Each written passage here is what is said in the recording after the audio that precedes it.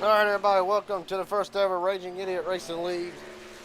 Garrett Jenkins up here in the booth as always, bringing you the action for tonight and what should be hopefully a good first start to this league. What should be a competitive race tonight right now as it stands.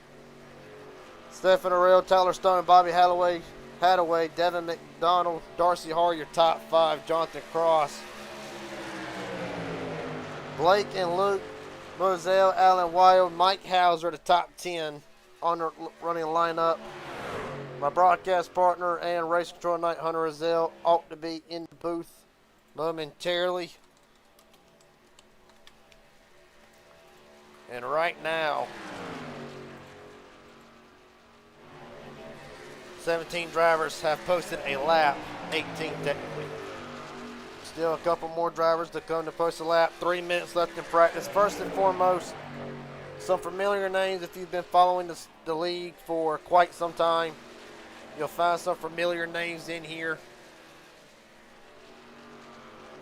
From Midnight Racing League's own Justin Millicar making his return tonight after a bit of a hiatus from sim racing altogether, to one driver in HGR and MMS who was always a favorite no matter where we go in Casey Sprinkle, to a lot of the guys that you will find in the Inspired Racing League: Bobby Hadaway, Mike Hauser, Aaron Stanton, Cade Cannon, Tyler Stone, and of course a few past champions like Shane Hart in the field tonight. That being said, see if we can't go ahead and get a couple drivers in here. And as a matter of fact, we'll start first with the former Inspired Racing League Cup Series champion and Midnight Racing League Super Speedway Series champion, Shane Hart. Garrett Jenkins up here in broadcast booty. You got a copy, buddy? I do, Garrett. What's happening? Well, I just mentioned all some accolades right before I pulled you up. Right now, the old man's on top of the speed charts. Right now, you're down in 13th. What's one thing you're noticing with the track already tonight? And really, what can we expect out of the 21 with this new league happening and everybody joining? Really, what can we expect out of the 21 tonight? Yeah, shout out to Darcy. He wanted, no, not anymore. He was. But yeah, shout out to him for, hopefully he has a good race. Yeah, what I expect is, hopefully some green flag racing. But, yeah, you never know.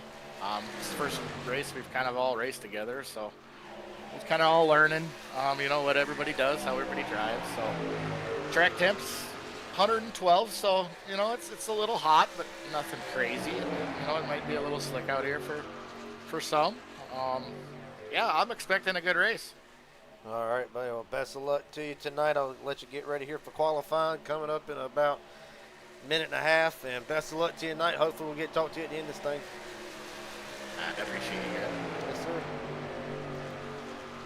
Well, we got a moment in the action here. We will try to get word with a couple of other drivers right now. Justin Millicar, top of the board. He will be in action later tonight on PGR, where I will be covering that race as well for the Midnight Racing League from Auto Club. That will be set again on PGR. And let's see if we cannot get a word with a couple of drivers here during qualifying before the race starts, who look forward to talking to. I got one right now.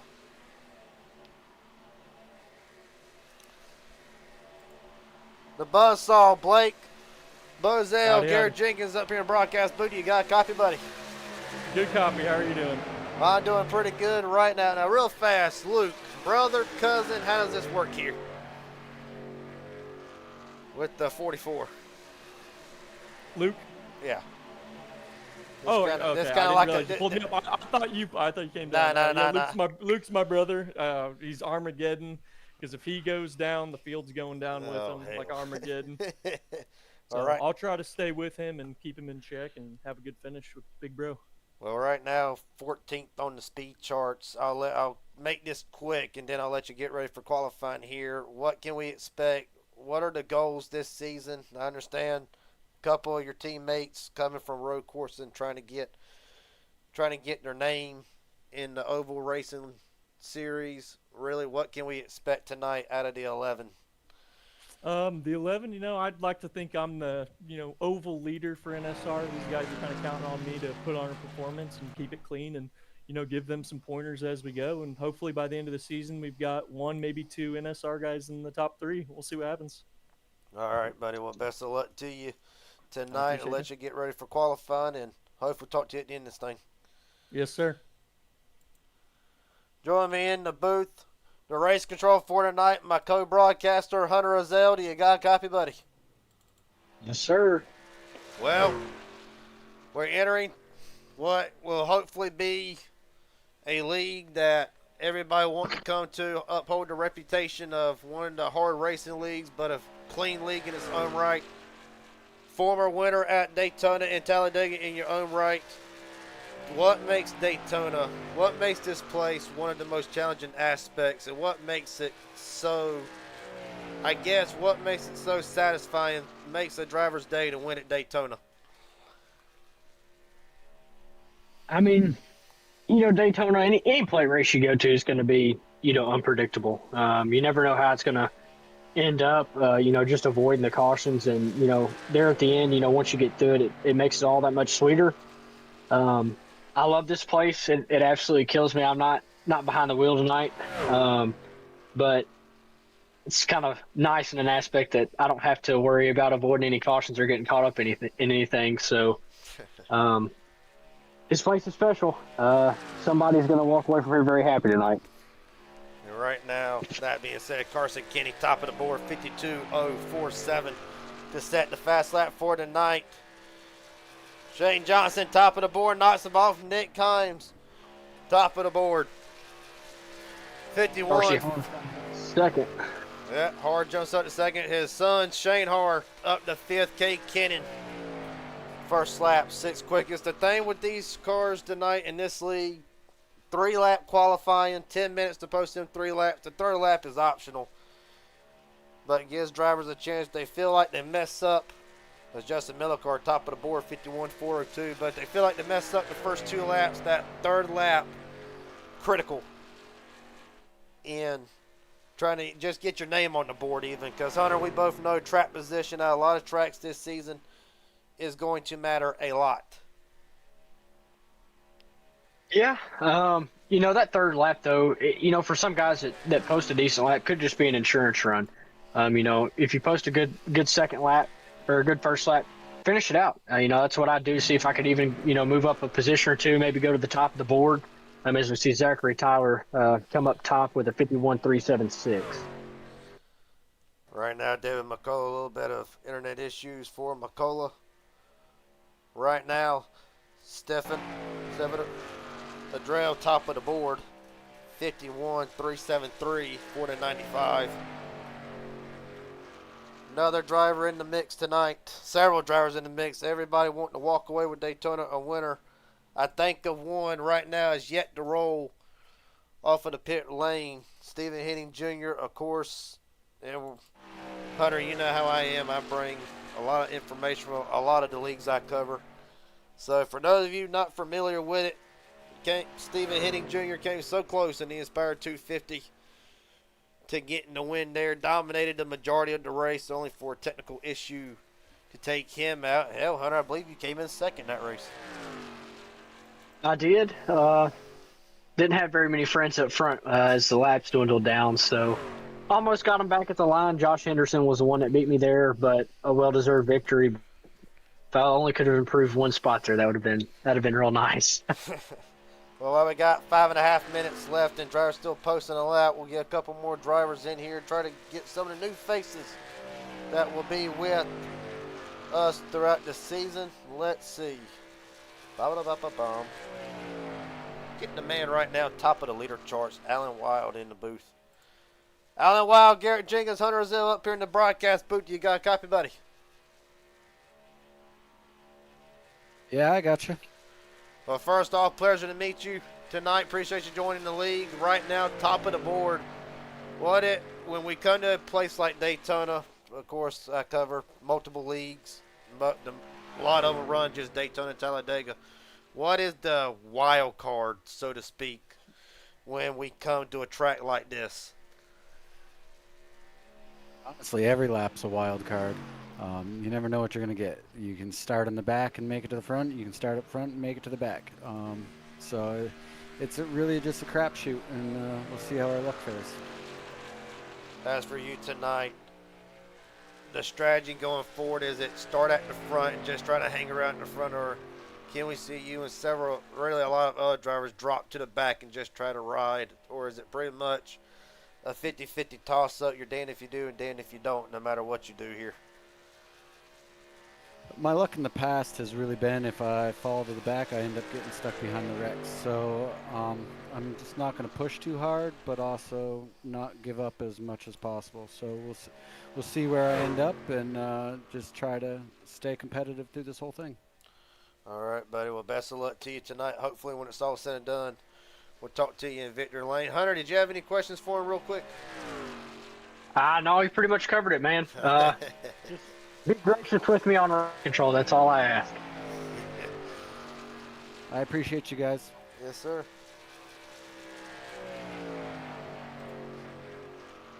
And I dropped him in the wrong damn one, I think. Ty Stone, top of the board.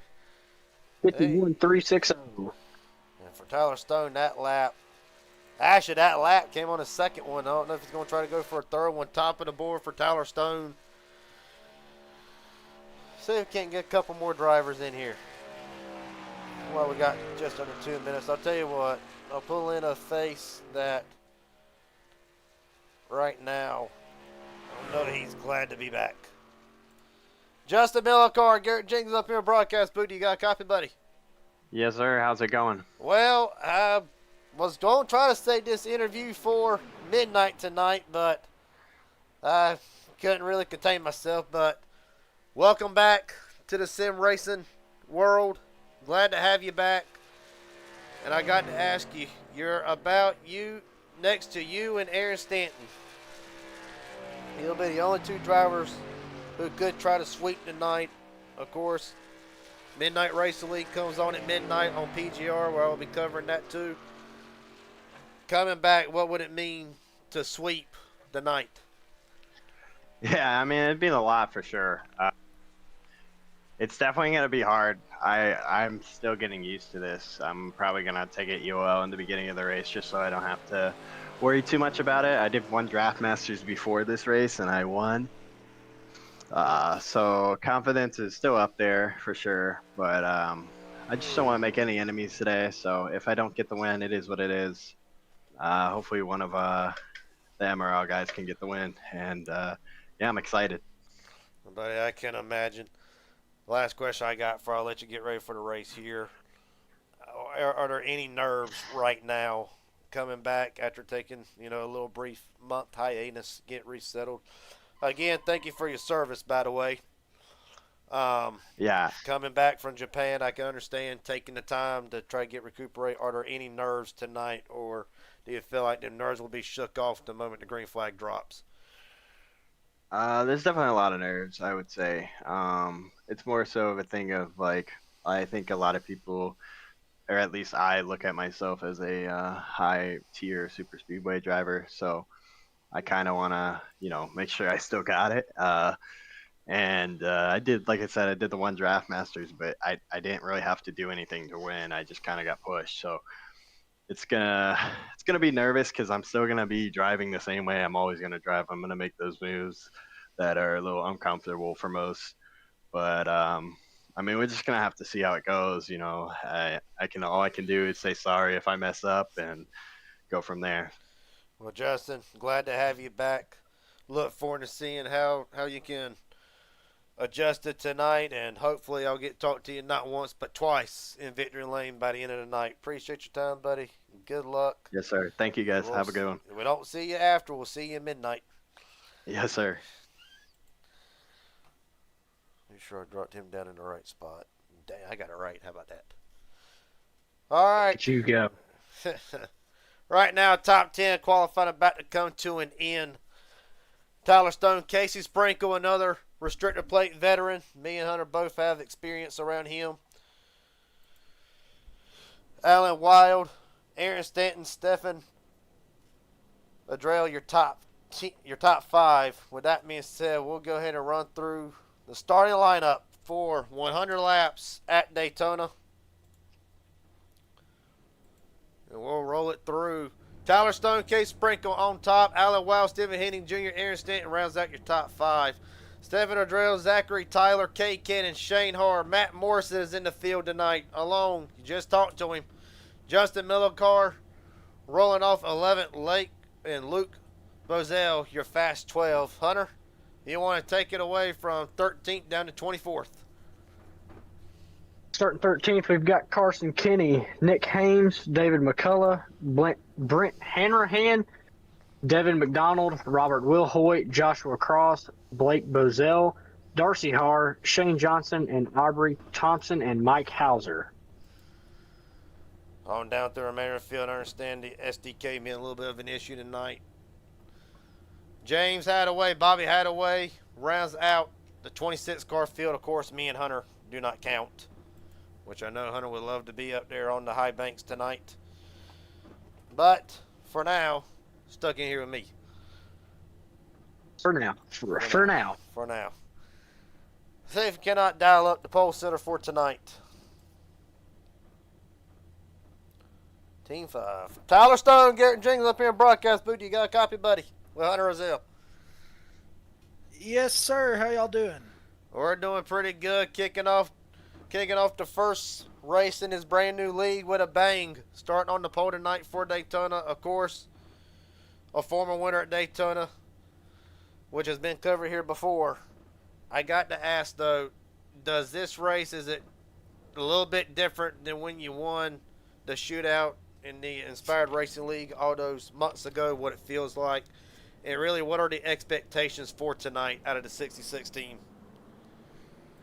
Well, back in February or whenever that was, we were looking to prove ourselves and just say we belong. I think we can effectively say we do. And tonight we're just going out to try to win and dominate. So we're going to have some fun. All right, buddy. I'll let you get ready here for the start. And best of luck to you.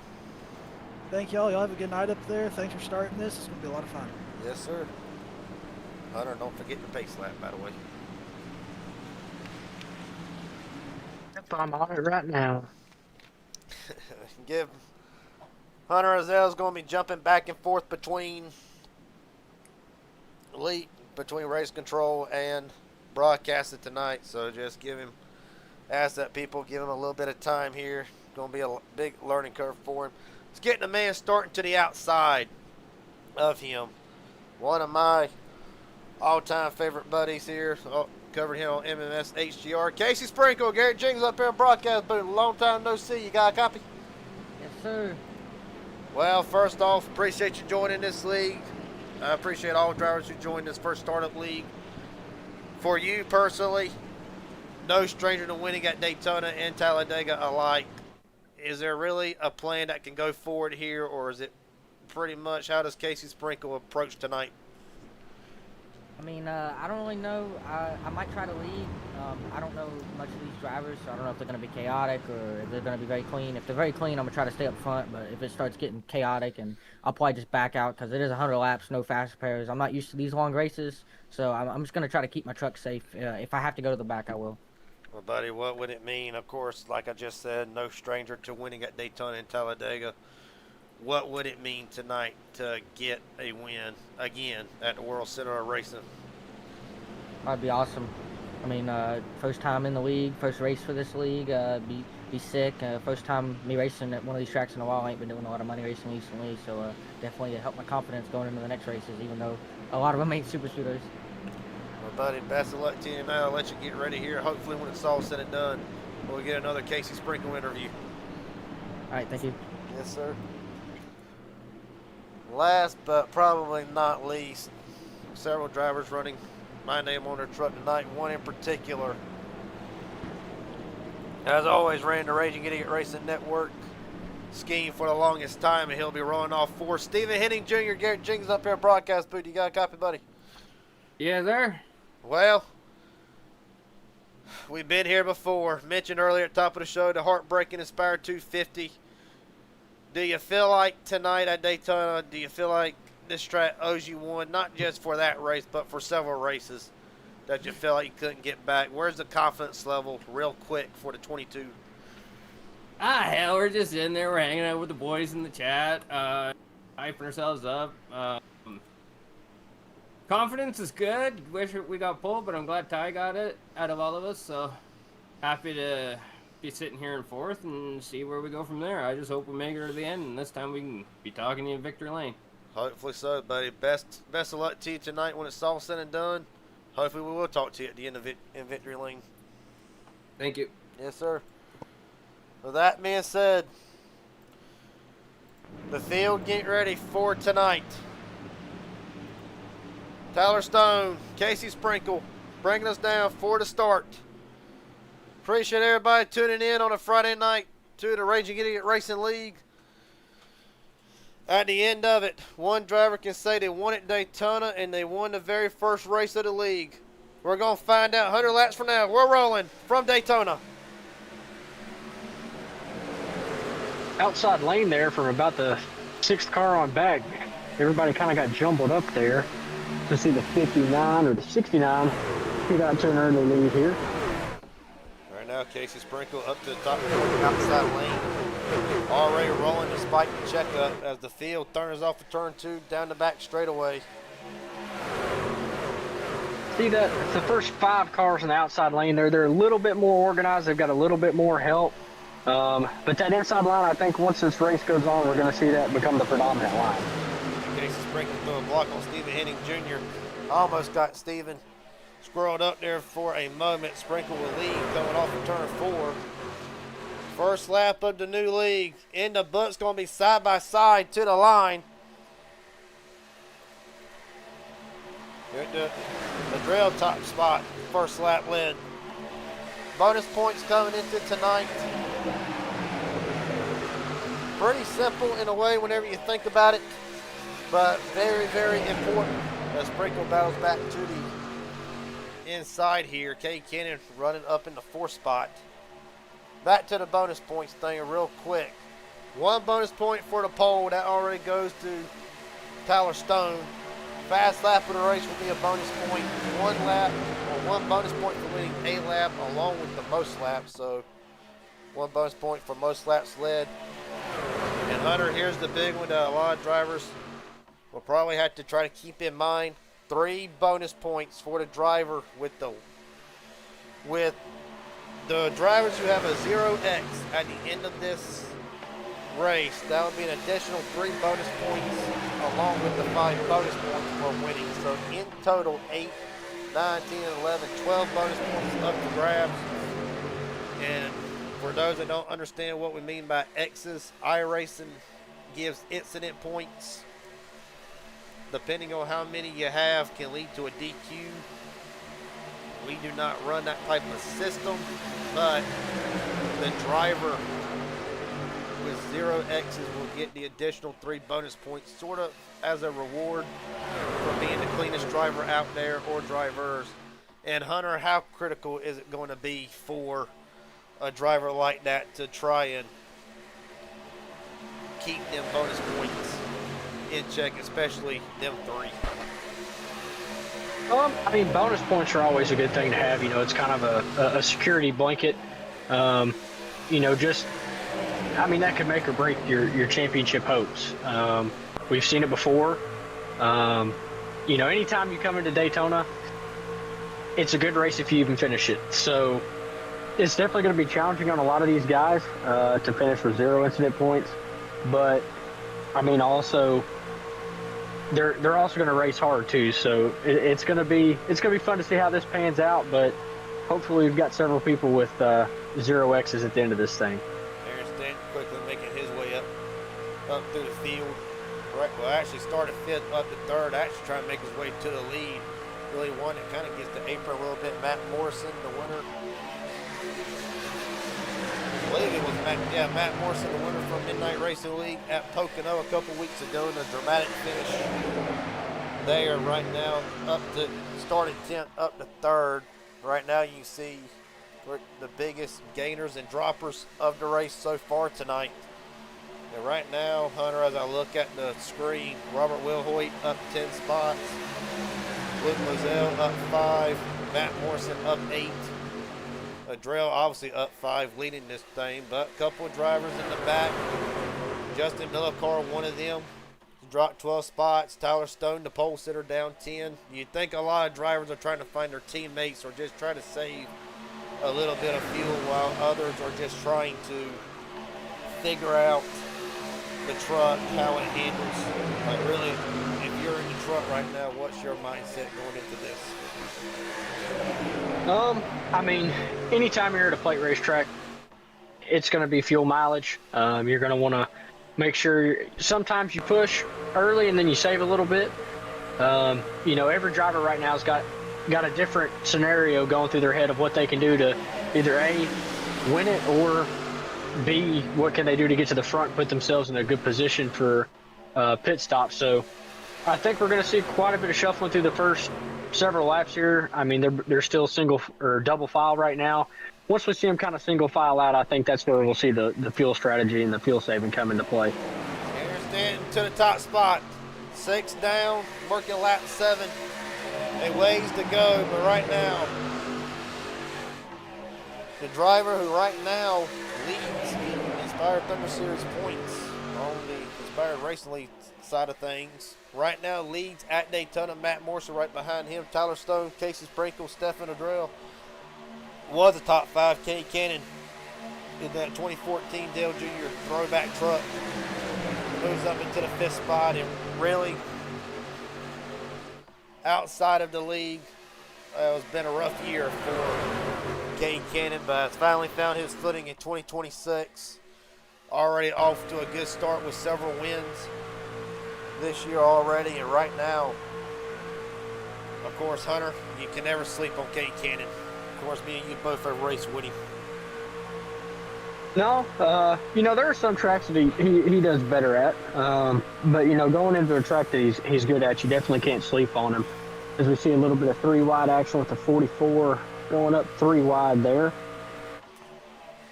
And of course, right now, go ahead. One thing that's surprising me, you know, right now is they're still being competitive, but they're also giving each other enough room. Now, I hope me saying that doesn't come back to bite me. I hope it doesn't. They're racing really good. You know, they're moving around, they're making up positions. They're trying out new lines, but they're also racing clean enough, you know, giving each other room. So I hope I don't jinx us saying that, but it's exciting to see. Right now, for a driver who said that he was trying to knock off the rust and get back into the swing of things, Justin Millicar back in the 23rd spot sets the fastest lap of the race, 48.847 for Justin. And of course, Midnight Racing League coming or starting right at or right after the conclusion of the Raging Idiot Racing League round 1 from Daytona, which is on right now as a matter of fact. That will be up next with me in the broadcast booth on the PGR Esports. And Justin Millicar, of course, the owner of that league, as what's already been documented, making his return after a bit of a hiatus after getting out of the service, coming back to the States, getting reacquainted, and right now, he's already showing he's got a fast truck just lying in wait.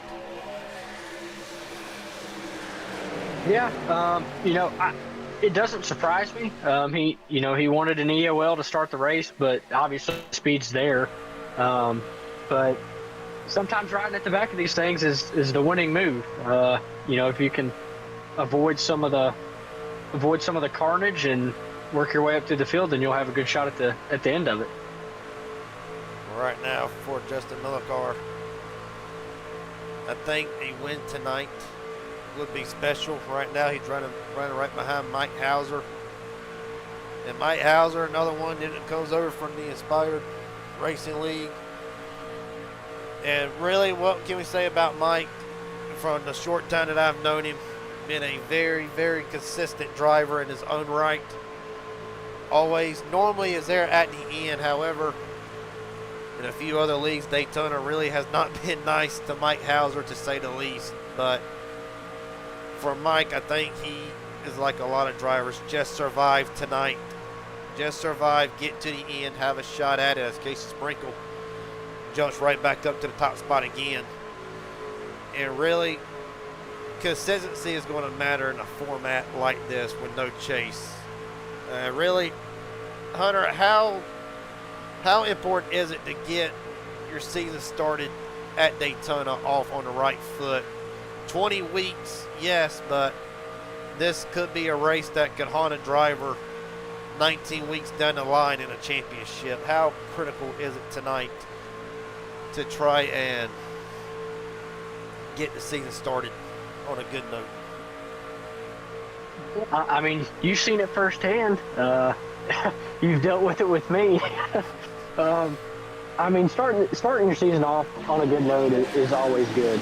But, you know, anytime I come to Daytona, I have zero expectations. You know, obviously you want to win the race, but there's so many unknowns and so many things that could go wrong that, you know, for me, it's easier to come in with zero expectations of winning or even finishing based on my track record. And, you know, it makes the ending of it, if you finish it, that much sweeter. You know, the race, the Inspired 250 that I finished second to, didn't think that I would be, you know, up front or even in contention towards the end there. But, I mean, I've also been there way too many times and not capitalized on it too. So, you know, finishing this race in itself is a huge feat. But for me, coming in with zero expectations has always been the easiest thing. Right now, Aaron Stanton back to the top spot. Matter of fact, really, there's not been much change in the top three. Pretty much have all been there from the start. Robert Wilhoit looking to go 3 wide. Wilhoit coming for a lead, going to put Stefan Adrell in the middle. Liddell, my mistake. Pushed by Shane Hart going there to the top, along with Brent Hammerhand in tow. It's going to be hard trying to make that 25 and that 21 almost identical.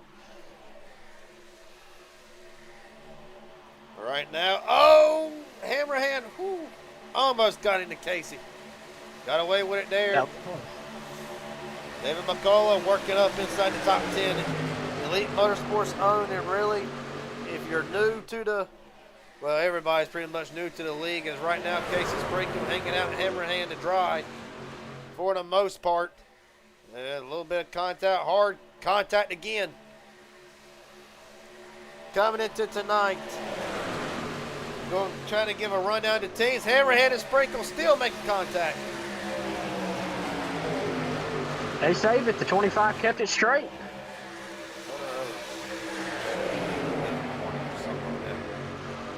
If you want to, it ain't up to me. It's up to you. But back to the action. It looks like they've settled down for the most part. How about this? Shane Hart, top of the board. Been a long time since Shane Hard's been on the Raging Idiot Racing Network and making the most of it. And of course, yes, Shane. It's been a while since he's run one. He's been out of the cockpit for a while, but obviously he didn't have any rust to knock off as we see him coming to lead the lap there. Shane Parr, 1 bonus point. Right now, field's kind of settled back down to 2 wide. A couple of close calls to start. Hunter, with that being said, we're going to take one quick step away from the broadcast real fast. You're watching the Raging Idiot Racing Network Truex Truck Series. We'll be right back.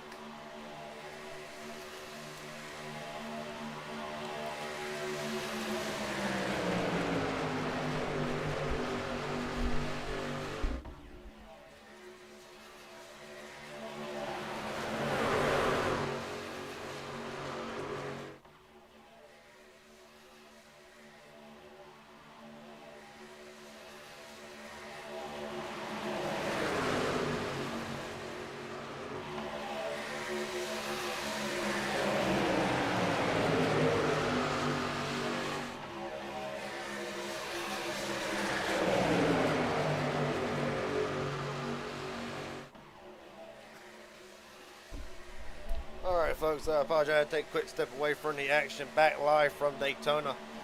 Hunter Rozelle up in the booth along with race controller tonight and right now. Shane Hart continues to lead over Casey Sprinkle, Robert Wilhoit, Aaron Stanton, Brent Hammerhand. I actually give it to Matt Morrison, the top 5. And Hunter, you can quote me on this if you can. Did a little bit of testing here earlier in the week. And really, so from what I got, the field could go anywhere. I shall give it a lot of leniency, anywhere from 27 to 30 laps on a tank of gas, lap 18 in the books. Is this the time now where drivers are starting to formulate that strategy? I would say yes, but we're still running too wide. These guys haven't saved a drop of fuel. The only ones I would say that have saved a little bit are the ones that have kind of laid back and are slowly making their way up to the front there. But this front 10, it's really stayed the same. So I doubt any of those guys have saved any fuel. But usually with about 5 laps left in a fuel window, I think you're going to start seeing guys try to formulate. Hey, I'm going to try to come in on this lap. You're going to see some lines. There goes Dan in a drill round. God almighty. Caution is out. First time tonight. It comes to lap 18 with 82 to go. And Aaron Stanton involved in this one. As is Stefan Adrell. Goodness.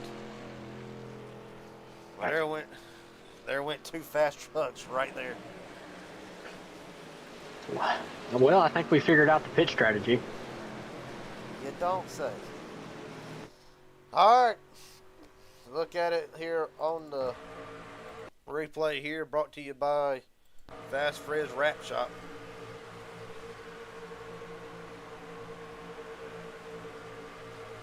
And really, we'll get this set up here momentarily. Will Hoyt comes up. A little bit of a checkup. Hammerhand into the back of the 95.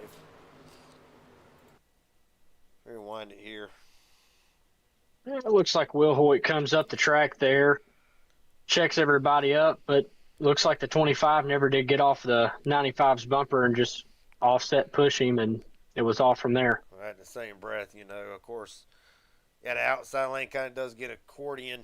And really, you see it a lot on a lot of other tracks, just 95 meat the sandwich type of deal. Hammerhand gets him just a little bit sideways. Poor Aaron Stanton. And there's that bystander in this.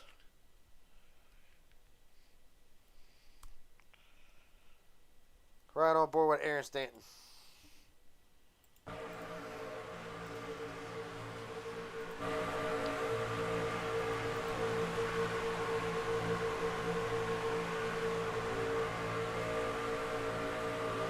Bang.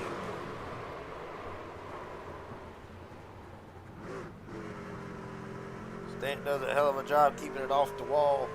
Guess the next onboard we're really right on board with will be Brent Hammerhand, kind of get his perspective of things and see how it goes. Yeah,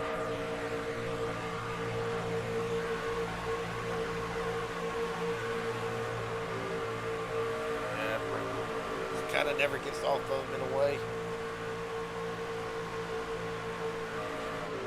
It just looks like he, kept trying to push there, and obviously I don't know if he was anticipating the checkup, but anytime you're going into a corner, it's really hard to push. You got to leave a little bit of a gap just because it can get off center really, really, really quick. For for Stefan Adrell and Aaron Stanton, their night just went from good to now a bit of a setback. Race off of pit road. Shane Har will get Casey Sprinkle off the line. Will Hoyt, Morrison, Devin McCullough, top 5 off of pit road. See if he can't ring up. See if he can't ring up Stefan here. If I can find him, that is.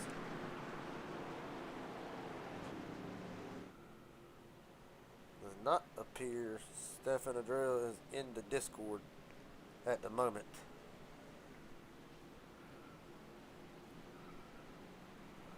Well, probably not going to want to talk at the moment, but we're going to give it a shot. Aaron Stanton, Garrett Jenkins, Hunter Rozelle in the broadcast booth. Do you got a copy? What's up, Garrett? Well, not how I wanted to start off talking to you tonight. Innocent bystander and all this, pretty much. How bad is the truck? Got any damage to it at all, or is it still a contender to get the job done? Really, what can you tell with it? This is only a little bit of damage. We just popped back out the fender, and she's good to go. Well, I know you don't know quite what happened, but can you give us an insight? Was it pretty much no warning, or did we see it coming for a couple laps? What was your take on it? I honestly don't really know what happened. I was just riding behind Robert trying to save gas, and bam, I get hit into the infield. So I honestly don't really know what even happened. So. Well, Aaron, buddy, I'll drop you back down, let you get back with your team. Hopefully, when we talk to you again, it will not be in the infield garage or the care center, but in Victory Lane. All right, Garrett. Have a good one. You too, buddy. So for Aaron Stanton, back into the pits. This time,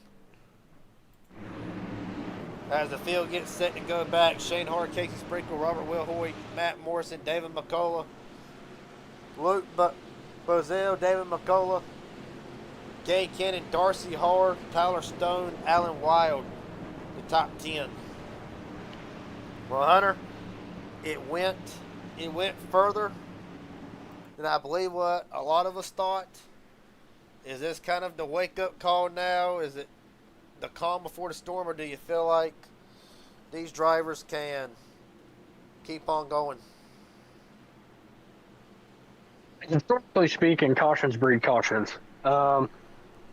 Hopefully, these guys settle down a little bit. I think everybody might use a second run here to save a little bit of gas and start figuring out, some agendas, some plans to get themselves in a good position.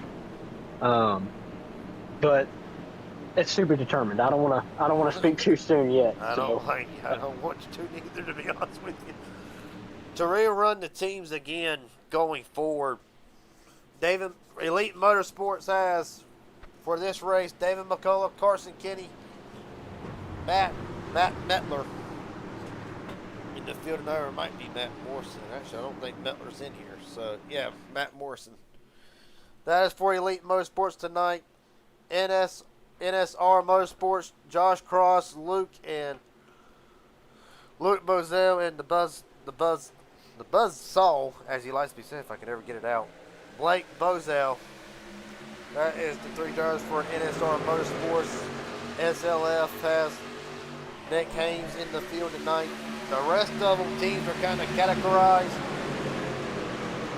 But right now we're going to assume for now Bobby Hadaway, Jackson Hadaway, father and son with Mike Hauser are in a group. Stanton Henning, Kane Cannon, Tyler Stone. Two drivers who know each other a lot for Team 7. Robert Thompson, Justin Millicar from Midnight Racing League in attendance tonight. And of course, I believe we'll just call them Horror Motorsports. But right now, Horror Motorsports has Shane Hart, Darcy Hart, Brent Hammerhand, Robert Wilhoit, Zachary Tyler. That is the team rundown for tonight. A couple of loaners right now. As it stands, get the names right. Let's see. Shane Johnson by himself along with Alan Wild. They are the couple of loaners for tonight, just looking to ride for the moment. Right now, almost a quarter way done with this one. Shane Hart continues to lead over Casey Sprinkle. Robert Wilhoit, Luke Bozell has worked up into the 4th spot. Matt Morrison, 5th. Cannon, Tyler, McCullough, McDonald, and Darcy Hart rounds out the top 10. You see the two Elite Motorsports cars linked up there on the top side, just not being able to really get anything going. That bottom line right now is way more organized and has got a whole lot more help. Well, the big thing is now track temp down at 97 and 4. Allow me to explain the track temp type of deal as Casey Sprinkle trying to get under Shane Har. Har slams the door, cannon up to the very top lane. Will Hoyt with him and almost gets turned. Will Hoyt got that a handful with that truck right now. But right now, the track temp and how it works, the hotter the track, the slicker the track, which will bring, you'll see this a lot at the plate tracks, it will bring that middle and outside lane. It'll give it more of an advantage. Not really even an advantage, just kind of even all three lanes out. Will Hoyt goes up to the top spot. Casey Sprinkle stuck in the middle.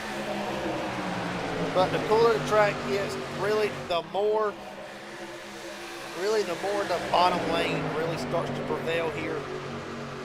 Which you'll see it all over the place. As right now, Will Hoyt down the back straightaway. One truck almost gets knocked out of line. I believe that's Devin McDonald, it is. McDonald going all the way to the back. Sprinkle still stuck in the middle, getting siphoned out. And right now, bit of a race recap while we got a moment. In the action, Shane Har, your leader. Only one caution so far tonight. 8 official lead changes. Darcy Har loops back up in there. And really, Shane, drivers looks like starting to get, or Hunter, my mistake, starting to get a little bit racy here, a little bit dicey. Cannon goes to the bottom. Is there almost a sense of urgency to try to stay at the front? That's where we're kind of seeing this 3 wide action early. I mean, if I ever get to the front, I want to stay at the front. That lowers your chances of getting caught up in something by a lot. So, I mean, I think throughout the whole race, though, you're going to see drivers getting racy. Like I said at the beginning of the race, everybody's got a different plan on how they can win this race, and each driver's going to try to follow that plan as closely as possible. So I think we're going to see a pretty good race. Maybe they'll kind of die down a little bit, in fuel safe here. I thought they would have, as we see Morrison go to the inside of Har and take the lead here. Elite Motorsports coming to the front. And right now, Matt Morrison leads off of turn 2. David McCullough, the owner of Elite Motorsports, right in tow with him. Right now, Cade Cannon locked onto the back bumper. Shane Har in the outside lane. Darcy Har coming along with him. Darcy trying to crack into the top 5 for the first time tonight. One thing I've seen with Shane, with anybody that's pushing him, he stays hooked. He makes sure that they stay hooked to him. That allows him to Darcy get Har hard into the wall. There they go. Big Darcy, right there. The big. God almighty. 52 is involved. We see him. This is big. Darcy Har, big damage. The 11. Be Blake Bozell involved in this. Mike Hauser, talked about him earlier with his streak at Daytona. Shane Johnson. Probably going to need a smoke after this one. Well, Darcy Har, massive damage. Talked about it earlier. The thing is, no fast repairs, no get out of jail free cards. And this looks like it is going to affect a lot of drivers. Let's look at it here on the 4 chase cam. Oh.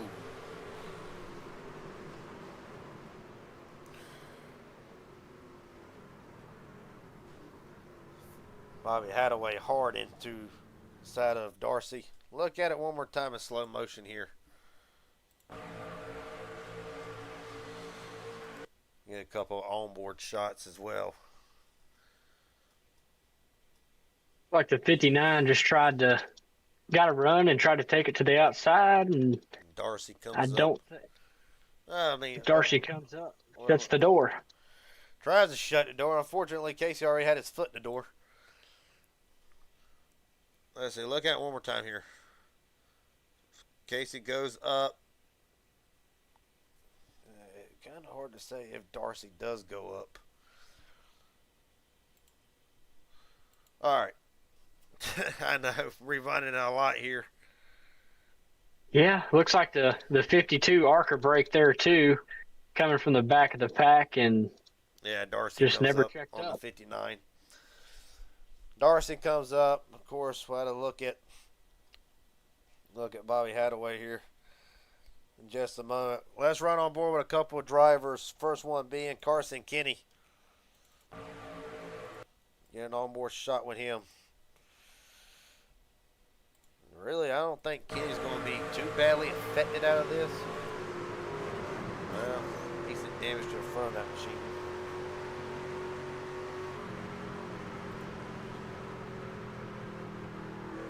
Joshua Cross gets a piece of it, right on board with him next. He does that.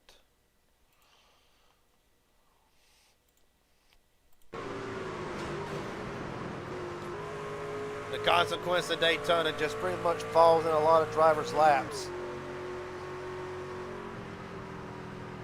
Next on board, Darcy Harr, right on board with him.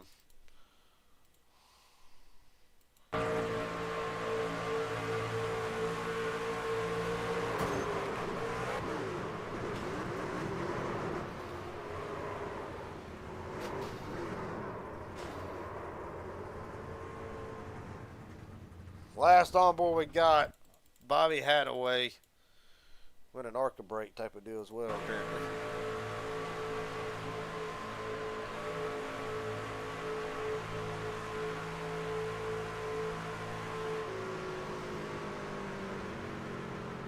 Slows down, slows down, slows down. Tough one to call there.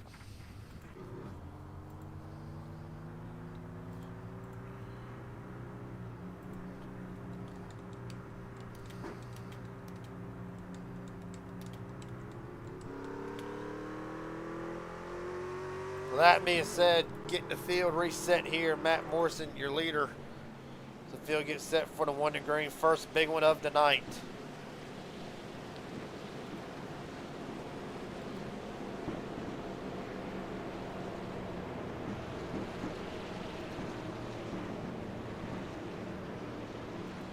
So you can't get a couple words. So you can't get a word with a couple drivers.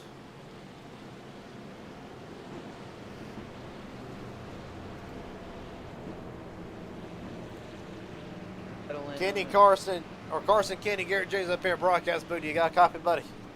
Yes, sir. Well, we saw it pretty much just filling your lap, to say the least. First off, how bad is the truck? Is it still a contender to win tonight, or does a little bit more damage got to be assessed before that? Ah, man, this thing is perfectly clean. Got it all repaired. Got her about as clean as the IKEA show floor. I'll ask you. That's a good one. That's a good one. I'll ask you this. Of course, does this kind of do you think this will be a wake-up call to the rest of the field to say, hey, maybe we need to try to settle it down here a minute? Yeah, I sure hope so. I mean, I made a dumb move to follow the guy in front of me 3 wide, and that obviously led to me getting caught up in the wreck. But I think it will be. I think we'll back it down now, and I think we should be good for a little while.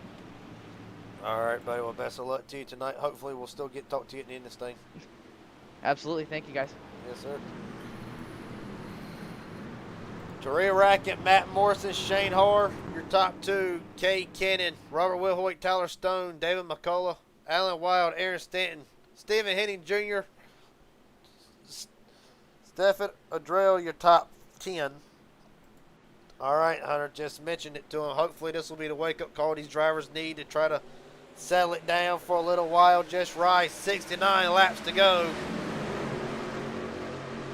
Dick's got a really good jump there, allowed the 21 to come down and clear the 12. But, yeah, hopefully it's a good wake-up call.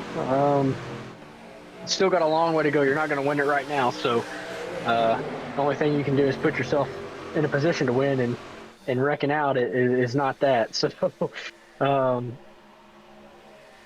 not going to say anything because each time I feel like I've jinxed it, so I'm not saying nothing. Right now, Matt Morrison leads. One thing Matt doesn't want to do here is get too far out in front because right now he's just a sitting duck. Once you get too far out, it's really, really hard to. Oh, Oh, there's a Morrison wreck hard again. into the wall, for Pete's sake. Wrecking again. And that's going to kill the whole damn field. I believe that was the big one. Garrett, I keep jinxing God it. damn it, quit, or gosh darn it, quit saying stuff like that. Darcy R in this one, Stephen Henning Jr., Matt Morrison. A lot of drivers, I believe, just went through the grass. Third caution of the night with 68 laps to go. Good grief. Well, Shane R involved in this one. Pretty sure the whole damn field is, actually. I think the whole field is caught up in that one. I know the driver of the 6 is going to have a hell of a hospital ride after that hit right there head on. It's a wonder that he can even drive it. All right. See what happened yet again. And we're going to take this one high above the blimp camera. Well, we were. Race control. Oh, did Shane rewind it? Hold up. Did Shane get turned, or how does this work? All right. Look out here from high above. Cannon pushing. Cannon got Shane offset Morrison into the wall, and nothing anybody can do. That is as big as it gets. And for a lot of drivers, it might be night done. Stanton involved in that. Right on board with K Cannon here and see how this all unfolds.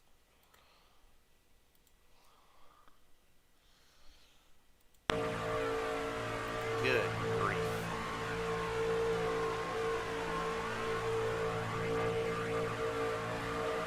Yeah, Shane and Kate kind of get off centered, and I mean, from there it is on.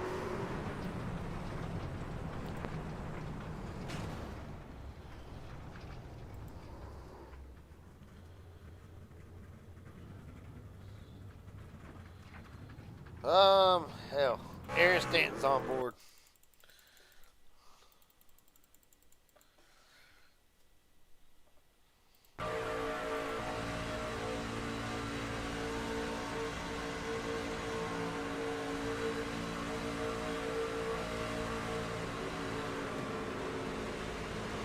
And he almost had it clear. Bam. Casey Sprinkle. Millicar slings him right afterwards. Of course, nothing Justin can do. David McCullough, does he get through this? If he does, he did a hell of a job.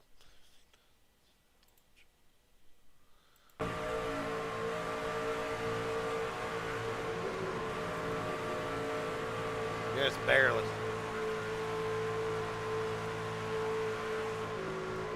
A lot of good cars got took out in that. What do you say we pull the driver of the 6 up and see how bad his damage is? All right, I got you. Matt Morrison, Garrett Jenkins, Hunter Rozelle up here in the broadcast booth. You got a copy? What's up, Garrett? Yeah, I got you. Well, I'll be damned. I don't know what to. I'll be I damned. don't know what to make of it. I don't know, dude. I was going straight, and all of a sudden, it went right. How bad is the damage? Is the first off, no meatball for what we can see, but is the No. truck killed enough to where it's no longer a contention or being able to get up there and ride anymore? Probably. I got 10.5 minutes of damage, so we'll stay here for now and try and stay on the lead lap, and hopefully we're somewhere at the end of it. I got to ask, of course, kind of stressing the driver's meeting, the kind of aggressive in the missed blocks and all that. Well, I really would not call this wreck more of an aggressive thing as more a mistake, really. But how's the racing been up until the last, I don't know, give or take 10 laps? Was it kind of calm at the moment, and then we kind of into caution, precaution things, or really, what has been your take on the night so far up until now. You know, honestly, we went 20-something laps there, so that's pretty good to start. One truck in particular is a little bit loosey-goosey. I don't like racing around him too much right now, but, I mean, other than that, I'm pretty good with it. The trucks, for some reason, are really loose and twitchy. I don't know if it's the air kind of manipulating everything, but it's when you get, like, in the pack there, it's pretty hairy. Well, Matt, best of luck going forward here. I'll let you get back rolling. Hopefully we'll talk to you at the end of this thing when it's all said and done. Absolutely, I hope so. Have fun, Garrett. You too, bud. Well, Kane Cannon black flag for evidently black flag to Kane Cannon EOL. I have all eyes for cause of caution. And the first big one of the night that has taken out, I would not say really has taken out a lot of contenders, but a lot of trucks damaged pretty good in this one. 65 laps to go, Hunter. We knew it would be coming. Did not probably expect it to be this chaotic this late, or this early, I should say. About 15 laps from halfway. But really, Matt Morrison mentioned the air, and how the air might have something to do with it. Is it so much the air as what it is? Possibly still, even though it is a 96-degree track temperature. Is the track still a little slick for these drivers, or is it more or less go back to what Morrison's saying with the air?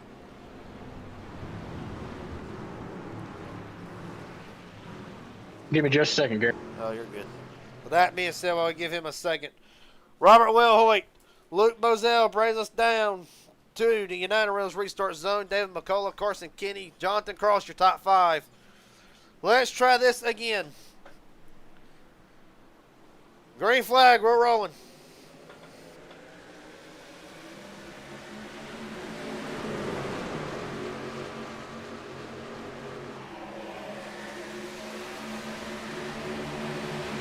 Danny Bones. Hell yeah. Hope y'all having fun up there. We're having fun up here. Right now, Robert Wilhoit. Wilhoit leads down the back straightaway. Bozell, Carson Kinney side by side with David McCullough right now. Devin McDonald has worked himself back up after getting shuffled out earlier in the race. Has worked himself back up inside the top 10, going for the top 5 spot. 2 wide action still. And really what you're seeing, a couple separate packs have already been formed. A lot of drivers damaged at the moment. I believe this is the second of the pack. It is already 3 seconds off the pace here. Shane Har, Aubrey Thompson, Casey Sprinkle, a couple of super speedway aces have formed up, trying to just ride for the moment. I have all eyes like a lot of the field. And right now you're looking at, actually this goes all the way back to Shane Har back at about the 12th, 13th spot. And further than that, all the way to Stephen Hennig at 15th. Sorry about that hiatus there. But good. yeah, back to what you said. I'm not sure if the air is playing as much of a factor as these guys running balls to the wall is. They're pushing these trucks for everything they've got. I mean, obviously the air and the tires. The track, if it's a little bit warmer, it's gonna be slick. But I mean, these guys are driving these trucks at the absolute max that they can. So I think that's why we're seeing several cautions. Well, Brent Hammerhand almost lost it off the turn 2 as Carson Kinney for Elite Motorsports up to the front momentarily. Here comes McDonald right back down with him, bringing Wilhoit and Bozell with him. Mike Hauser has worked up inside that top 10 again. I've not heard a lot out of Hauser all night.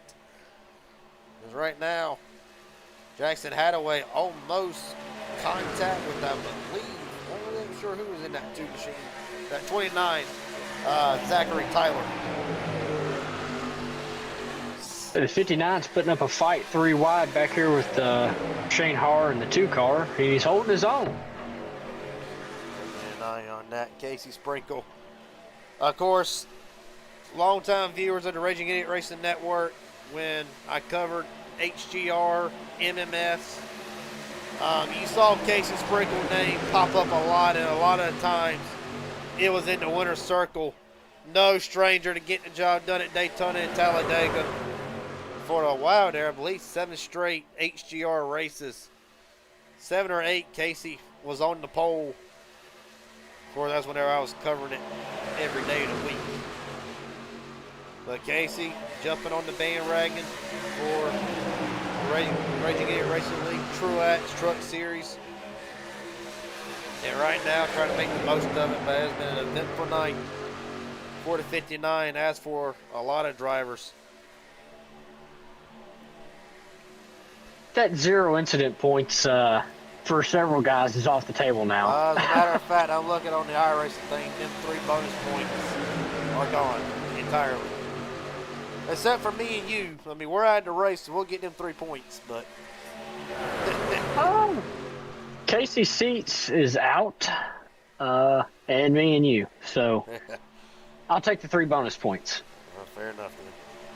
Right now, 2 distinct packs pretty much separated again. Now it's become a whole lot more clear. 18 trucks in this lead pack all the way back to Justin Millicar in the 18th spot with 59 laps to go. All further back, Nick Himes. Nick Hames. That's something along them lines. So get clarification on it. Running 19th spot, Kay Cannon, Aaron Stanton.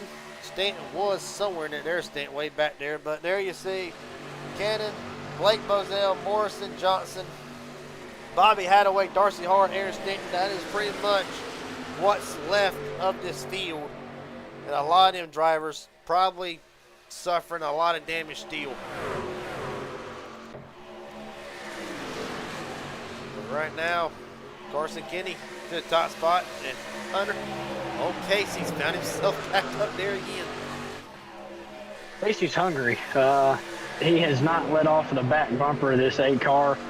The only thing I would worry about with that situation is look how far out they've gotten from the rest of the pack.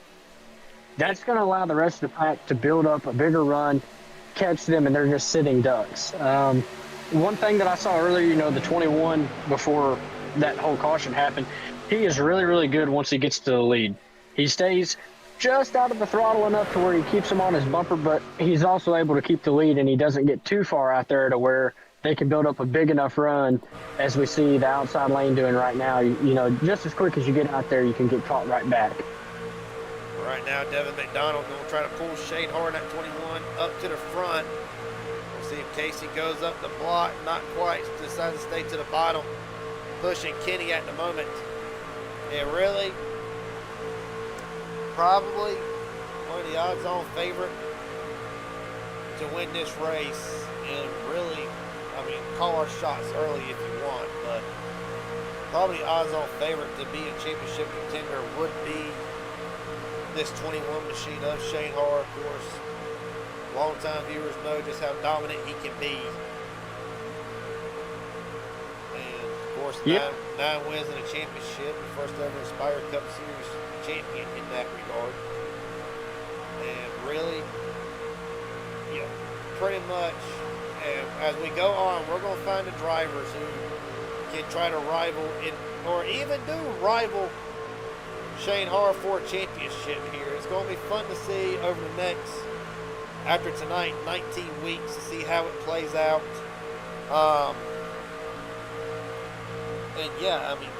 But never count out a 21. Never. Completely agree with that. From running with them, half of a season Inspired, I thought that I thought I was a decent racer. The 21 driver is on a different level, a different playing field, as far as the caliber of driver. I don't think we're going to see that as much on the plate race tracks, just because, obviously there's so many variables that go into it. But you give that man a mile and a half or a short track, he is head and shoulders above competition. So it's a little early for me to cast a championship favorite, but I definitely believe that he will more than likely be in the running for it. And I'm glad you said that because, as a matter of fact, I talked to him this morning in the garage area. Got a real nice motor coach, by the way. I mean, darn thing also helps the reflection of TV, watching football and whatnot. But he did say at the top of the show, this truck is his Achilles tendon, if you speak. He has openly admitted that he has not quite figured out the truck yet, and that honestly could be what these drivers need to try to hold Shane Hart at bay, try not to let him run away with this lead.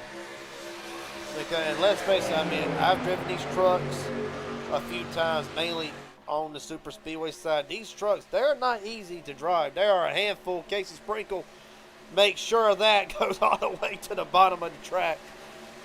Don't know if he was helped or not, but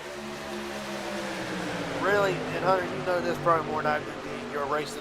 You've been racing probably a little bit longer than I have. Of course, I'm semi-retired, but how difficult, what is the challenging aspect of these trucks? That's one car, David McCullough, almost. Whoo! All the way down Good through the grass. If we have an award ceremony at the end for save of the season, save of the year, that right there will be in contention. Take a quick look before we go back live here at what happened to David McCullough. Well, mine, it looks like he never got touched. Looks like he just got loose. I know the driver of that 44 is going to need a new change of pants after that one. I know that was very scary for him. Dude, I mean, my heart jumped out of my chest. And I'm up here in the broadcast booth. I don't know about you. A hell of a save for David McCullough. But unfortunately, that is going to affect his chances of maybe winning tonight. But still, a long way to go, approaching halfway. Back to the topic that we were on before David gave us a scare and a thrill of a lifetime. What is it with these cars that make these cars a bit of a handful? Or really just hard to drive in general? I mean, definitely the way that they're built. Obviously, they pack air, so they're a little bit slower. But also, you can link up, you can push in these trucks a whole lot better than it's some of the other cars that we've ran in the past. But with that also comes getting loose. I mean, the trucks, it's hard to say. Some drivers, you might have a tight race car on the start of a run and then it free up. I definitely think that the track temp right now is probably playing into effect, and we're also halfway through a race. I'm sure most of these guys, they might not have took tires, so I'm sure those tires are a little worn out, and I think we just saw that with the 13 since he decided he needed to cut the infield grass there. I was about to say, the dark horse, and of course you come to Daytona in Talladega, you don't think much about them, but tires do play a big role in really how the truck handles, especially with a slick track. A lot of drivers you might see take left side tires only just to help not spin the tires, not just out of the box, but as well as on a restart, eliminate the wheel spin type of deal. Hunter, we cannot stress about how a hot, slick racetrack at Daytona and Talladega, people, when you say underestimate how tires can affect a restart or even just get on and off pit road, let alone what we just saw with the 13. Yeah, I mean, I think a lot of guys coming into this, getting on the pit road, getting off the pit road, it's all about speed. You want to be the first in, you want to have the quickest stop, take the least amount of fuel to get you to where you need to be within your fuel window and go. I think that a lot of times tires are overlooked, but like you said, it's extremely important, especially when you're running in a pack like this. As you go into the corner there, the ass of the truck starts to just barely slide out, and if you keep your throttle down, it'll eventually go all the way around. So I wouldn't be surprised if we see some guys start taking some tires.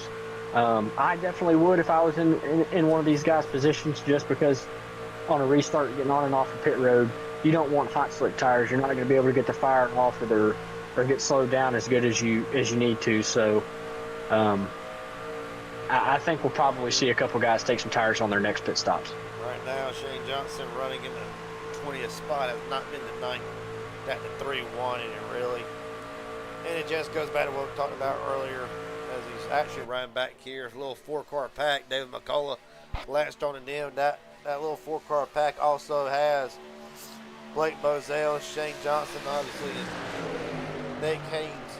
And of course, further back, Matt Morrison, Bobby Hadaway, Stanton, Darcy Hart, Kate Cannon. But really, it's pretty much with this, and you see it a lot in the money racing scene, it's just pretty much a coin flip at Daytona and Talladega both. Of course, Talladega is on the schedule, but later part in the year, or in the season rather, ain't been 5 months.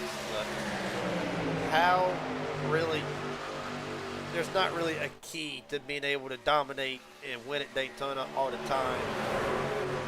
Is there? Well, yeah, go ahead. I mean, I don't think there's a set, hey, this is what you're going to do to win this race. There's so many things that happen within a course of a race, especially a 100-lap race here at Daytona. These banks are really unforgiving, and, just like Talladega, she's a harsh mistress. But, I mean, a couple key things that I would say would be on every driver's is, obviously, fuel mileage. What can I do to stay within the fuel window and give myself a little bit of a fuel cushion? And also just another point would be avoiding wrecks. We've seen 3 wrecks this race. About half of the field has been involved. So those would be the 2 things I could think of that would be kind of a eye-opening thing as far as what I need to do to be in victory lane at the end of this thing. And of course, taking it a little bit to the real life deal, but what has been widely documented for the longest time, Dale Earnhardt struggles to win every race under the Florida sun, come to Daytona for the 500 each year, just in Ken Squire's famous words, would deal a bad hand to, of course, one of the greatest drivers to, in my opinion, to run at Daytona or Talladega for that matter. And of course, Hunter, we talk about, when you put it like that, that's really the reason why it makes Daytona all the sweeter to win at. The more or less just the history that goes into this place. Yeah, like you said, Dale Earnhardt, one of the best, probably the best plate racer, to ever race it at a super speedway.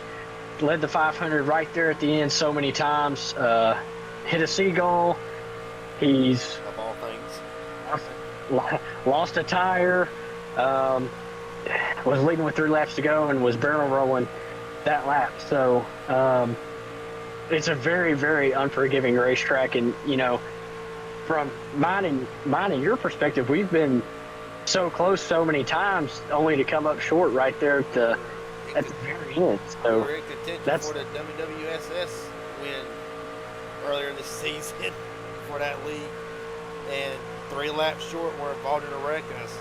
Stefan Arnell coming back up on the outside lane, 95, making his way back to the front after being involved in the first incident with Aaron Stanton after getting turned, and really has been a fight for the 95 as the field works down the back straightaway yet again. You get a look down the back straightaway, pretty much from the spotter standpoint. See Tyler Stone really pushing his former teammate and inspired Shane Harr right back out to the lead. Hunter, I'm going to tell you, this is about the longest run we've had, knock on wood. 21 and 22. Knock on the wood. 21 to, well, now 22, 23 laps as you get the Raging Idiot Racing Network pit strategy report for the top 10. There you see it. Right now, the top 10 on a 22 to 23 lap run. Green flag pit stops has to be coming up. At what point are these drivers thinking about that? And really, another underestimated thing is how critical the pit stops are at this place. Yeah, if it was me as a driver, I'm going to run it out as long as I can. Getting on and off pit road is also a really big thing. You've got to make sure that you get on cleanly, you get off cleanly, and that you get off in a pack. You don't want to be tailing Charlie. It's so easy to lose a draft at these tracks. So, getting on and off pit road's a really big thing. If it was me, I'm going to run my truck until it's empty and try to shorten my stops towards the end of the race. These drivers are going to have to pit at least 2 more times, I would say. David I McCullough don't. in the stop. Oh, McCullough hard off the inside wall.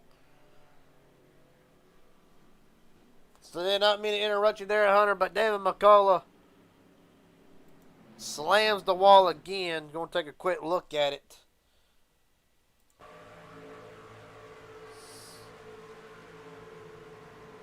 Locks. What? Yeah, just gets hard on the gas. Slams the wall, and that will be night done for McCullough. More than likely, single car incident will keep it green. But a bad break for David McCullough. As right now, drivers going a lap down. Kate Cannon, Darcy Harr, Aaron Stanton, Bobby Hadaway, Matt Morrison, all these drivers is really going to dice up. It's really going to dice up the field here. Who can't get a quick word with David McCullough? David McCullough, Garrett Jenkins, Hunter Rozelle up here in the broadcast booth. Do you got a copy, buddy? Go ahead. Well, I'll be damned. It has been a rough night for Elite Motorsports entirely. First off, I will put your name in contention for saving the year earlier in the race. That was a hell of a slide. But ultimately, what happened coming on the pit road?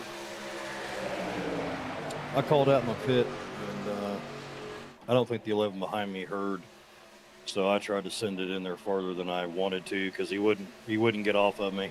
And when I tried to downshift, it locked the rear end up and slid me into the inside wall. It's not his fault. I mean, it's nobody's fault but my own. But I didn't want him running me over, so I sent it in a little farther than I wanted to.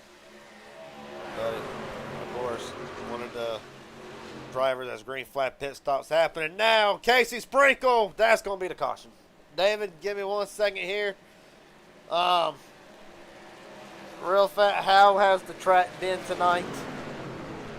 As far as pretty much as there's the caution, a little bit late now, but still good. But how has the trucks been handling tonight? Really, they look like they've been a little bit out of control. What has been your standpoint on the night? Track's fast. There's no doubt about that. But the trucks seem a little over twitchy, if you will. Very sensitive to wheel movements. So a lot of guys are having to really hang on. But I mean, no complaints as far as I'm concerned, as far as the track and the overall handling of these trucks. It's been a fun night up to now. Well, buddy, a hell of a job tonight. Appreciate your time. Look forward to seeing you in Las Vegas. 10-4. Thanks, bud. Yes, sir. Fourth caution of the night comes out just as green flag pit stop's about to start. And this will actually play a big role. Casey gives the 95 a shot there. Oh. It looks like he never checked up for him there. 95 able to save it, but as we can see, that left front quarter is completely gone off the truck. Took a pretty good shot on the inside wall there.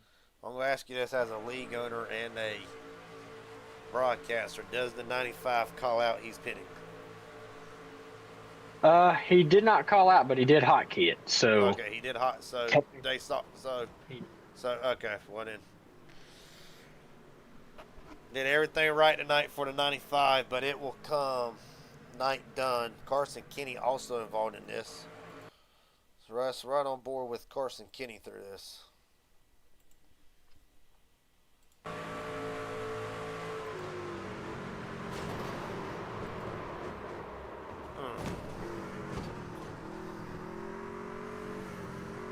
big impacts for Kenny and Madrell, and it will be night done. I have all eyes for both of them. Kenny back out onto the racetrack. Well, it's going to help the pit stop game for a lot of drivers. Still a little ways to go, 37. So there is still at least one more pit stop. If it goes green, that is, there is at least one more.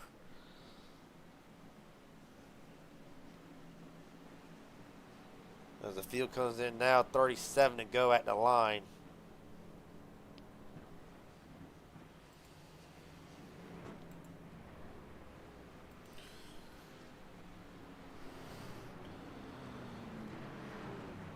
Well, fourth caution of the night.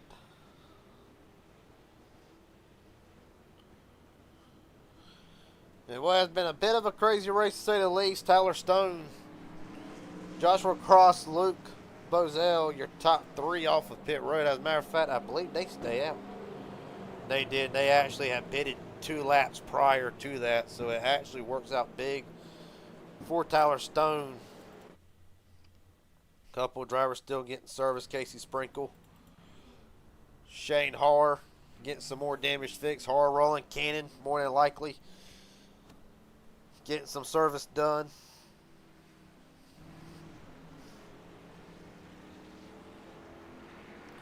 Well, let's see, can I talk to a couple of drivers who are having a bit of a struggling night, to say the least.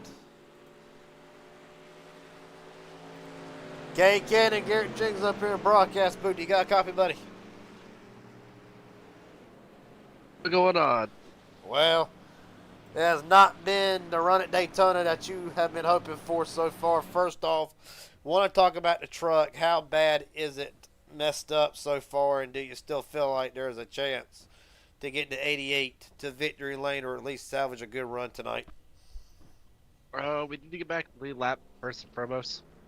I do think we can, because we got about 9 seconds left of damage to fix. We're past. I'm gonna let that fix, but oh, this is actually gonna be close. Come on. Hey, I'll give me 1 second. Come on. Okay. But I do think we can. Yeah. I think we just gotta play it smart. Try to be the first car 1 lap down and somehow get lucky. But I do think that if things fall away, there's plenty enough of this race to go that we can definitely do it.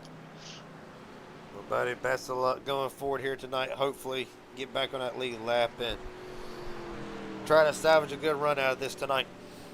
Well, thank you, thank you. Yes, sir.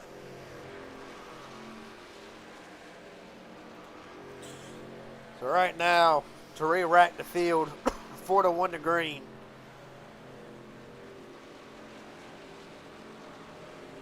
It will be Tyler Stone, Joshua Cross, first and second, Devin McDonald, Luke Bozell, Zachary Tyler, your top 5, Alan Wild, Justin Millicar, Aubrey Thompson, Jackson Hadaway, and Mike Hauser, the top 10. Well, Shane Harr has led the most laps tonight. Quick race recap before we go back to green. 4th caution of the night. Tyler Stone, the leader. 15 lead changes so far.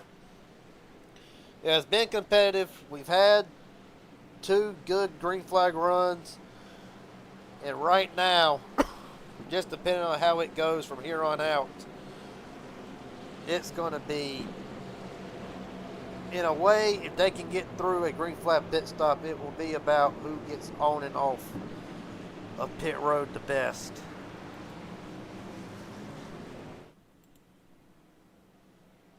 All right, now, field getting ready for the start. Tyler Stone started on pole for tonight.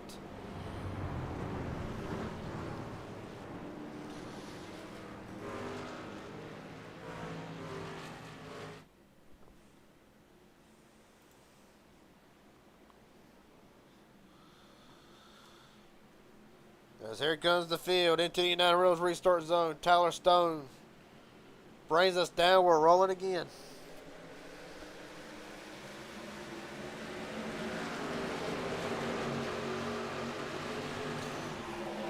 Tyler's throwing a big jump. Out to 5/10 of a second. He's going to be a sitting duck.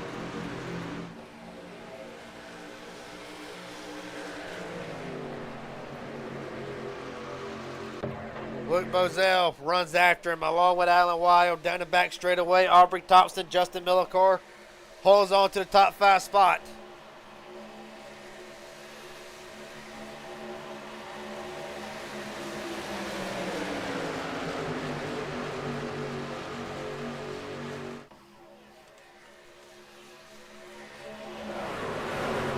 Right now, 35 laps to go. Race control having to take one quick step away, so they got to take over both duties at the moment. No, you don't. I'm back. Okay, he's back, by God. Tyler Just in time. Just in time. Right now, new faces at the front. Of course, Luke Bozell was at the front earlier in the race, but Alan Wild starting to show up. Aubrey Thompson, no surprise to see him up front at Daytona. Justin Millicar hung out in the back the majority of the night, but has found himself with 34 laps to go in contention to try to get the job done tonight. Joshua Cross, as a matter of fact. Have not heard a lot out of him so far, hanging on to a 6th spot.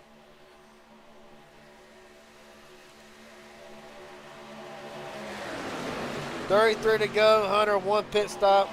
We know left. If they can get within 25 to go, I have a feeling the field will be good to the end. I've asked you this before, I ask you again, being that the circumstances are a little bit more stressful with the race winding down.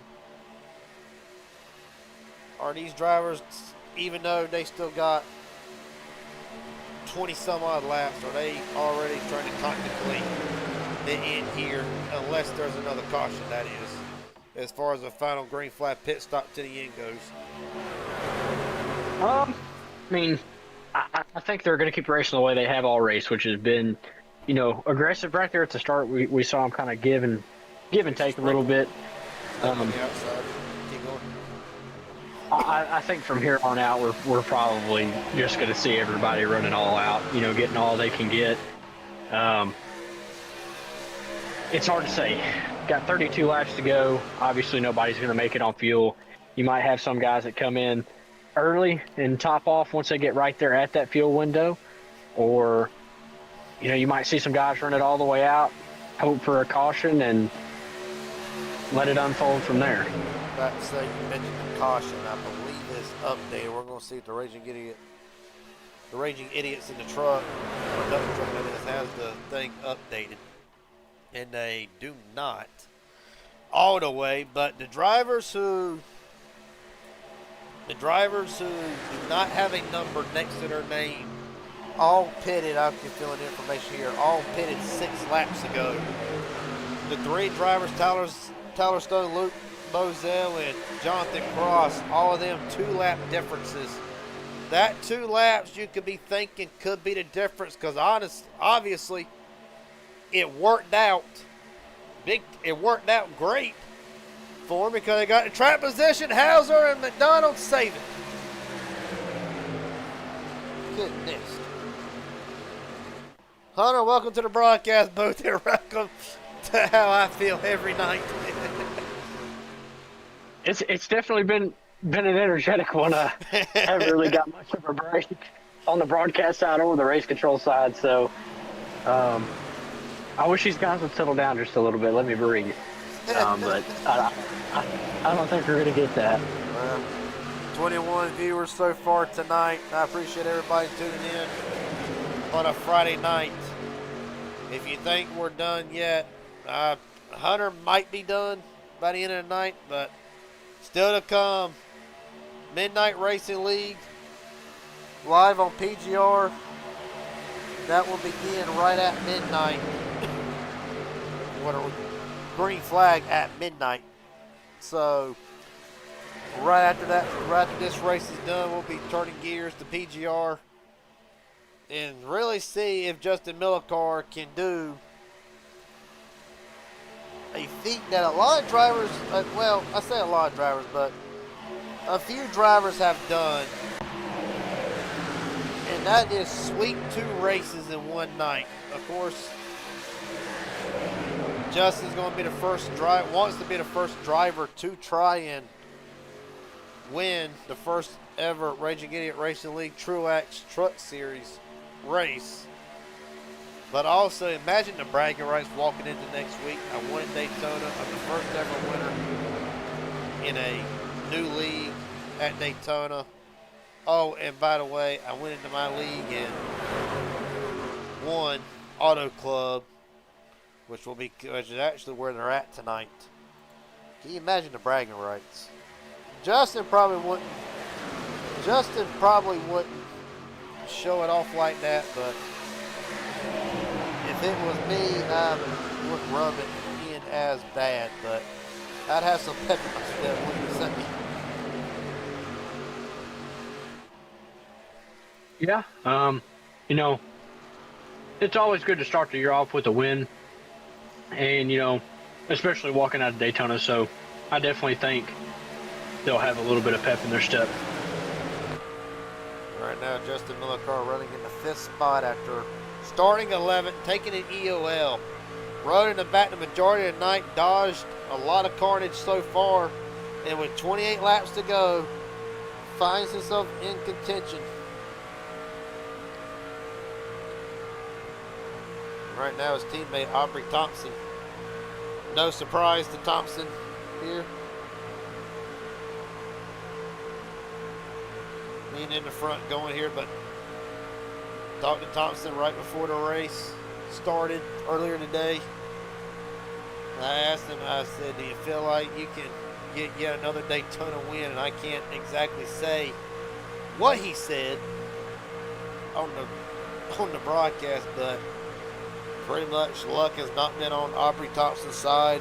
Hopefully tonight he can change that around. That's what it boils down to, Hunter. Just luck a lot of the time. Yeah, you know, like I said 100 times, this place is, there's so many things that can go wrong, that can happen. You know, to come out with the win, you've really got to, every card's got to fall exactly the right way for you. So, like playing poker. I'm not good at it. I normally, maybe that's why I hadn't won on this one yet. Maybe that's why I hadn't won at Daytona.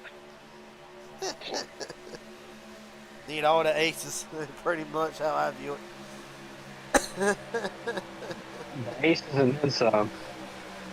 Meanwhile, McDonald, that was close between Shane Hart and Devin McDonald.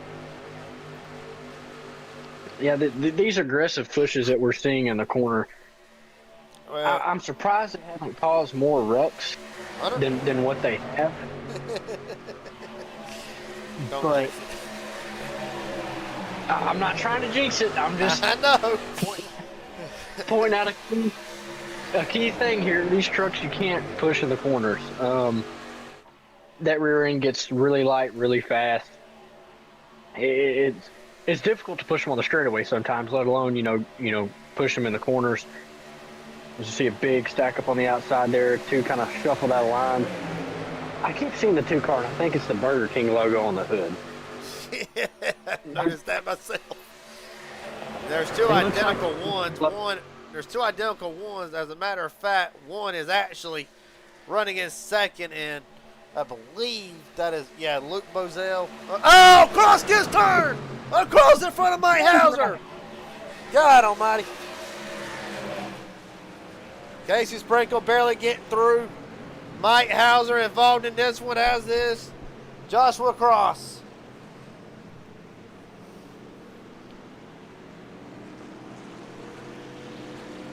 And for Mike Hauser, the Daytona curse continues. I spoke too soon.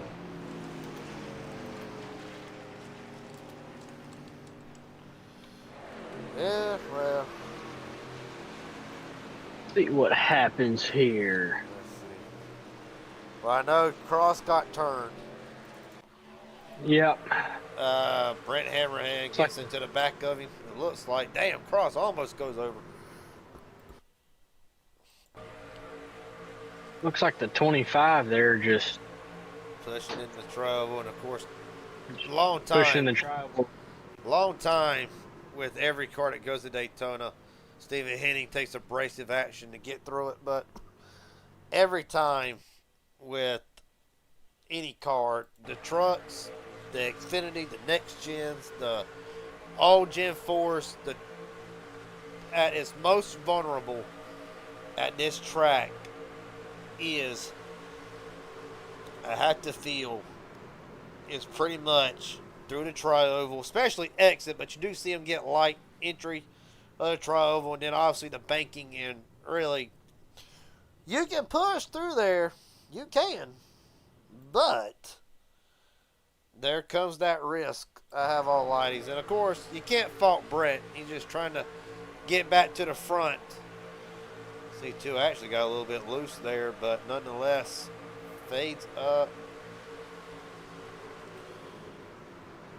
I'm riding on board with the 25 here. Just looked like he kept trying to push him through the tribal and just kept bumping him up the track and got him loose. And like I said so many times, once the rear end of that car gets light, there's not much you can do. It's a 2 all out of shape. 2 comes down the track.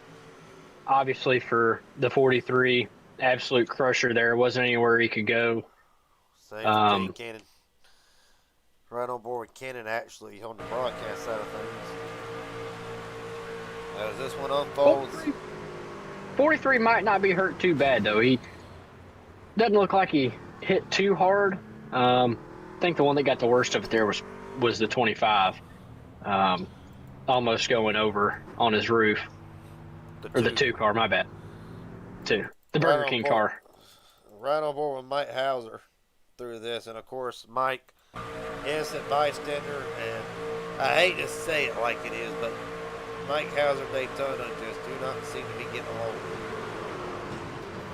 Of course, Mike taking time out of his busy schedule right now, running the Daytona 24-hour race. Got done with his stint just in time to make the green flag for tonight. And had a hell of a night going up until then. See, can I dial up Mike Hauser?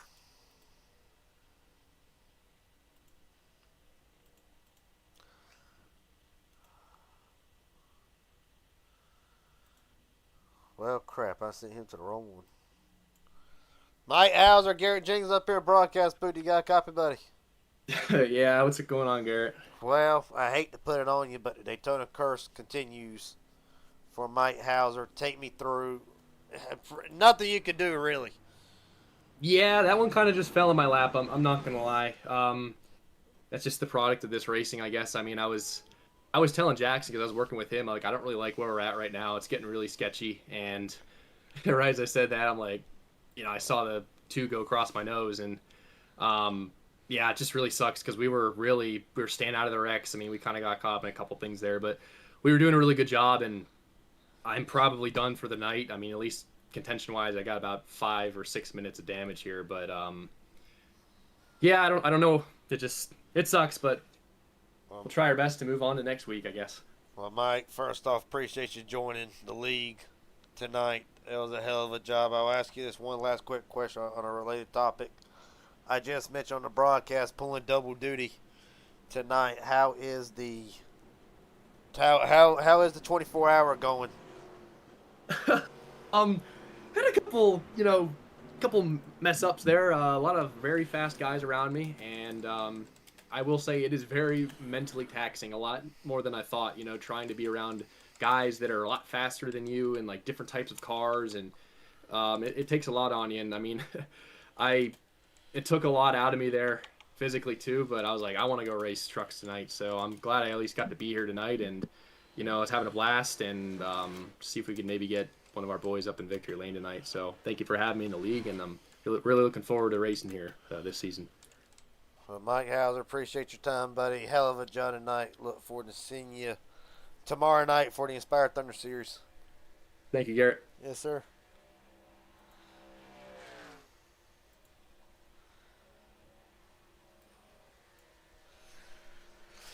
So Mike Hauser done for the night as far as the win will go. With 21 laps to go, it is going to set up the field. Everybody should be able to make it on fuel here. Hey, check your DM real fast.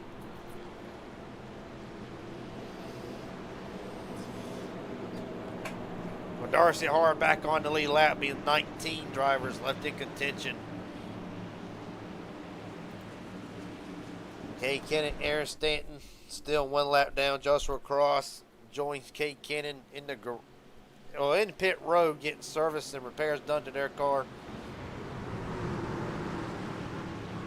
Stefan Ordell, 3 laps down. Matt Morrison, 9 down. David McCullough, the only retiree of the night, will finish tonight 26th. Devin McDonald, Luke Bozell brings us down to United Rentals restart zone. This is it. The field, good on fuel, and the intensity is only going to get bigger. Yeah. I mean, the intensity hasn't stopped all race. It just went up to another notch. Yeah, I mean, with all these guys being able to make it on fuel, yeah, they're going to race harder than what they have been for sure. But the question now is Aubrey Thompson going for the lead down the back straightaway. On McDonald, Thompson wants the top spot. I believe he would have had it. The 44 was hooked up to his bumper. He might would have had him.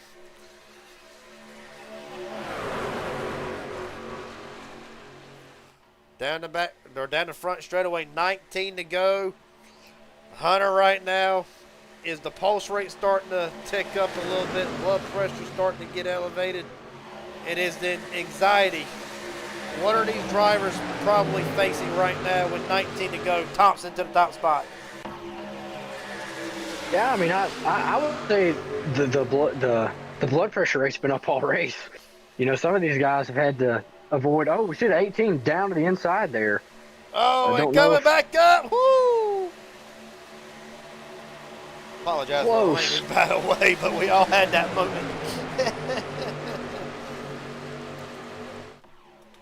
See Will Hoyt pinch the 44. Oh, they're stacking up. Keep it straight. Yeah, they got it. do. Part of the race now. I have not said this line in a long time as Shane Hart leads. Will Hoyt drops down to the bottom. Hart leads. This is the point of the race. It's time to strap the TV down. Hold the wife, hold the kids, hold the dog. For Christ's sakes. Because it's only going to get more intense from here. Right now, Shane Hart trying to make that car as wide as he can. Yeah, I think a lot of these drivers are in go mode right now, which I can't say that. I don't think they've been in that mode the whole race. I think they've been on the go mode since the drop of the green. Now I think we're going to unlock a new one. I think the intensity is going to ramp up as we see him 3 wide coming to the line there. Canada's own Stephen Henning Jr. Up to the top spot, barely. Har's going to battle right back to his side. Justin Millicar with Casey Sprinkle making it 3 wide. Oh yeah, it's been go time since the start, but now we got to hurry up and get it here. Yeah, Millicar and Sprinkle there, they're not really able to get a run on that outside. You know, that middle lane is keeping even with them. I think if they had a couple more cars, they could probably get a good run going, but that middle lane's just kind of fizzled out right now. You know, Stephen Henning dropping back there. We see the 56 coming up. Right now, Shane Howard defending every lane for his life. As right now trying to hold Aubrey Thompson back. Will Hoyt still pulling that bottom lane with Luke Moselle. And here they go again. Justin might try to stick it 3 wide. He was going to leave Alan Wild out on the 3rd lane, down the back straightaway again. And there's 2, I just realized there's 2 camel cars. Oh! It's on track. There they go. Throw it. James Hadaway, Jackson Hadaway, my mistake, involved in this one. And that fast Rolex number 1. Well, actually, I was about to say some damage. Not a lot of damage. Cade Cannon maybe got a piece of this again. Cannon has not been tonight. Cannon 1 and north for Blake Moselle. The Buzzsaw. It has been a rough night for the 11. Let's go back and look at it.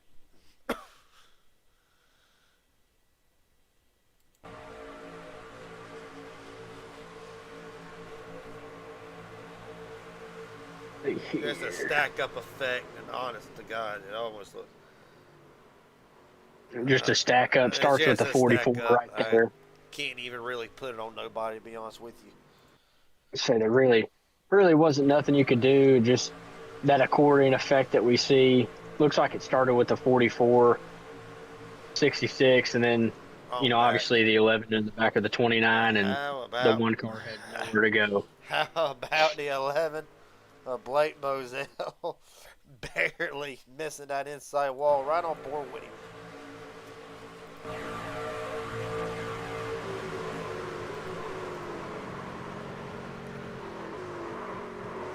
Had the wherewithal just to lock it, let it roll, brake, let it roll again. I mean, hell of a way to save the race car. Right on board Jackson Hadaway next in the Rolex machine.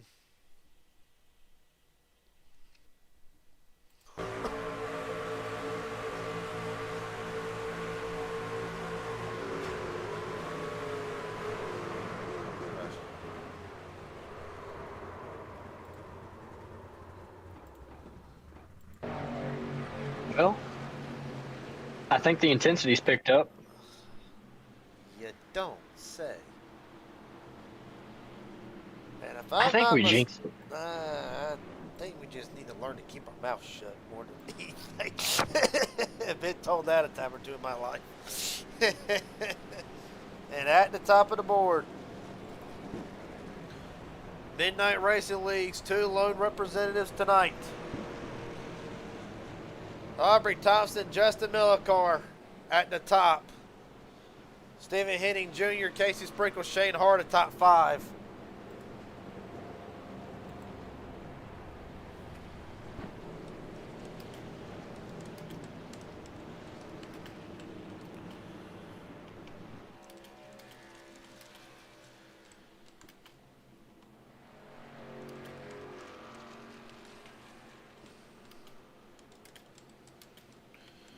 That being said, we're going to take one quick step away from the mic real quick to finish it out. Be 12 laps to go when they take the green flag in. We'll be right back momentarily to cover the action. You're watching the Truax Truck Series live from Daytona.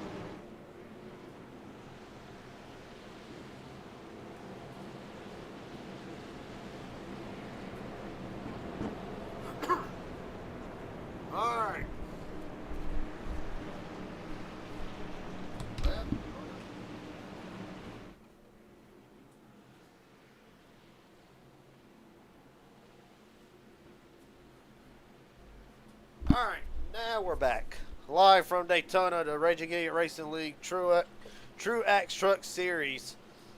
Set to go back green here. Of course, shout out today's sponsors. Of course, Truax being the lead sponsor for the Truck Series. Looking to take your iRacing League to the next level. Truax Promotion is your #1 stop for all your iRacing promotional needs. They are the proud sponsor of the Raging Idiot Racing League and the Truax Truck Series. Taria Rackett, Justin Millicar, Aubrey Thompson, Casey Sprinkle, Stephen Henning Jr., Shane Hart, the top 5. Shane Johnson back in it, late in the going. Robert Wilhoit in 7th. Luke Bozell, Alan Wild, Tyler Stone, the top 10. Hunter, hold on to your beer. It is about to get more intense than what it's been all night. I've needed a beer since this drop of the green flag. Because the intensity level is just—it's always been—it's been there since the drop. So, but I will give them credit. I'll give them credit where credit is due. Yes, it's been 6 cautions, but there has been some great green flag runs to make up for that. 2 or 3 actually. But now this is the part of the race now. I mean, the gloves are coming off. You have teammates, but how long do you expect the teammates to push you as they're 3 wide further back? Bozell stuck on the outside lane. Tyler Stone trying to come up with Zachary Tyler through the middle lane. Alan Wild and lead as the 8 of Carson Kinney making their way up through the field. But how much longer do you expect your teammates to work with you? I know there are some teammates that are going to work with you all the way through the end, but there's some, they'll get both of you safe, and then you know how it goes. yeah, I mean, it's the first race for some of these guys working together, so it's going to be interesting to see, what teammates work together. I'm going to work with my teammate all the way up until I can't. Because obviously, if I was in the position, I'm going to want to win too. But you're not going to have a lot of friends, and your teammates are some people you should be able to count on. So I'd say we're probably going to see them work with their teammates as long as they possibly can. And then I think it's just going to be, once the gloves comes off at that white flag, I think it's going to be a free-for-all. And right now, Aubrey Thompson battling pretty much the race of his life up until now. Thompson leads, 10 laps to go from Daytona. He's got his teammate Justin Millicar right behind him. Well, it's 10:30 right now on the East Coast. And it would appear, unless something happens, we're going to finish this race. Don't jinx it. Well, right now, I'm hoping we're going to finish this race before 11. We're about to find out. Stephen Henning down on the apron, squeezes back up, 3 wide for about 5 rows deep. Shane Hart stuck in the middle.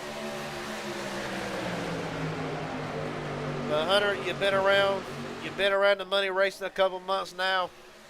But for a lot of people who have been watching Midnight and MMS, HGR, they know these 3 drivers at the front. I can't speak for Casey, but I'm going to say this. It's going to take something to get Justin and Aubrey Thompson pretty much separated. It's going to take a big run on the inside. How difficult do you feel like that will be as Tyler Stone's going to drop down to the bottom? I mean, I don't think it'll be too difficult. That inside lane's got to really hold their line, though. We see them checking up there, coming out of the corners. If those guys want to have a fighting chance, they've got to be able to stay tucked up together and build a run. As we see, the 66 has got a really good run coming out of 4 there. Just going to be even with Millicar, not quite enough to clear the 56. I think within the closing laps, so once it keeps winding down as we come to 8 to go, I think we're going to see that inside line start playing a big effect, and I think that's where you're going to see the teammates get split up. Of course, if you're Justin Millicar, of course you want to sweep the races. It's going to come, of course, Midnight Racing League live on PGR. I'll be covering that one in the booth live from Auto Club. But we got to get through this one first. 8 to go if you're Justin. You want to sweep the races. You want to at least be the first one to say, I won in the Racing Idiot Racing League Truex Truck Series. As one car in the back against the wall. Looks like Jackson Hadaway, no harm, no foul, keeps it straight. But honestly, I feel like Justin does not have a problem pushing Thompson to the win as Tyler Stone right up the inside again, bringing Moselle with him. Shane Howard coming back into the mix. But you have 3 veterans on the outside of the Super Speedway game. Lined up 1, 2, 3 on that outside lane. It's starting to set up to be good.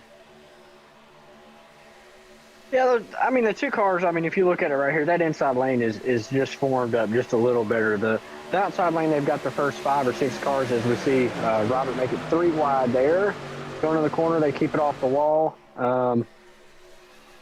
Yeah, you've got 3 good players right there, all right there running 1, 2, and 3. So I think the inside line can give them a run for their money, but they've got to stay together. It looks like Sprinkle's going to go up in front of Will Hoyt here and get the 3rd lane going. More contact. Further in the back. Tyler, one car going around. Front straight away. Throw it. Caution is out. And this is going to set up in overtime. Stephen Henning Jr. did get a piece of that. Alan Wild, a hell of a night for the 33. One of the fastest trucks here. As a matter of fact, I kind of had him as a dark horse.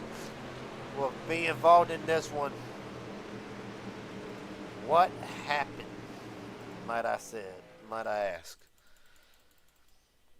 Well, might not go to overtime, Hunter, but it's going to be close. Definitely going to be close. Look at it here from the blimp camera. I think we'll see an overtime. Okay, so the 22 and the 18 come together, and then 22 into the 33. Question is now we got to go with Stephen Henning and see how does the 18 is the contact with the 18 will pretty much be where the caution comes out if it was me. We'll look and see here. Looks like the 22 just barely drifts up the track and barely touches the 18 there, but we'll look at it one more time. We'll look at it in slow motion here for broadcast sakes. Do the tri-oval.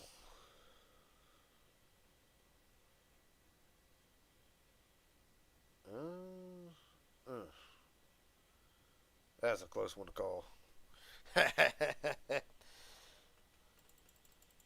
Regardless of the fact 22 and the 18 come together.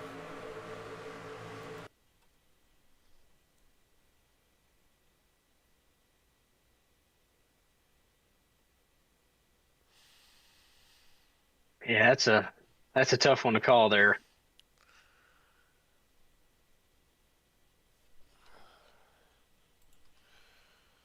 Regardless of the fact it will take out the 18 and the 33.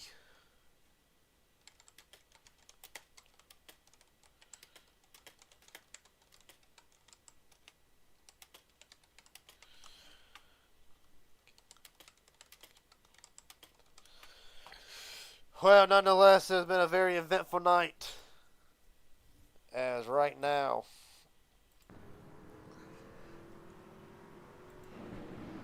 the Ivory Thompson, Justin Miller car first and second, Sprinkle, Stone, Will Hoyt the top 5, Carson Kenny, Luke Moselle, Brent Hammerhand, a hell of a night for Hammerhand,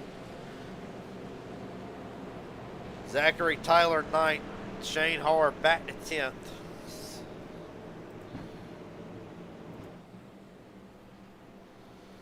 So cannot get a word with a couple late race drivers here. Start with Justin Millicar. Justin Millicar, Gary Jenkins up here in the broadcast booth. You got a copy? Yes, sir. How's it going? Well, it's going pretty good up here, I got to say. 7th caution, but there's been some great green flag runs in between there. I will ask you this. We're not going to count our chickens before they hatch, but right now prime position to attempt to try to sweep tonight. Is there anything that the Season 2 Midnight Racing League Super Speedway Series champion can pull to try to get the win tonight? It's gonna be hard.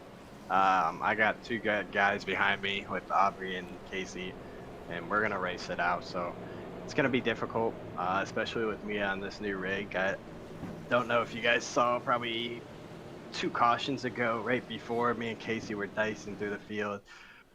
It's pretty uncomfortable, but I don't know. I guess my confidence is still here.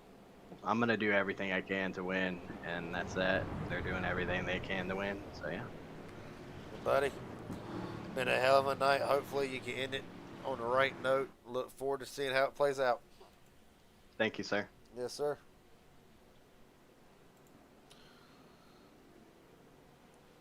So you can't get a couple more drivers. Get Brent Hammerhand up in here. It's been a hell of a night for Hammerhand. Brent Hammerhand, Garrett Jenkins up here, broadcast booty. You got a copy, buddy? Oh, I got you. It has been a hell of a night for the 25 up to this point, but somehow still in contention. Restarting 8th here on what might be the final restart. What is the plan? A former Daytona winner in your own right. Is there a plan, or like where do you go from here? Try to get from 8th to 1st. I'm racing with buddies, chilling, having fun. The racing is this shit. I don't know. I don't believe it. Because you know what? When someone comes down on your nose and does their shit, then you get called for it. I'll start at the back. That's fine. We're going in front.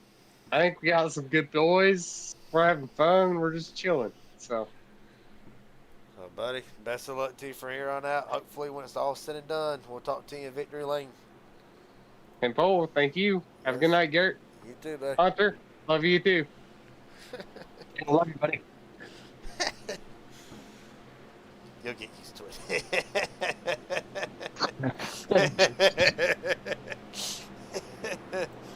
I'll tell you.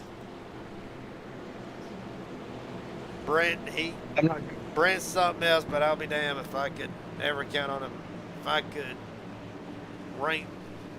could rank my list of friends that I got, he would be in the top 5 at least.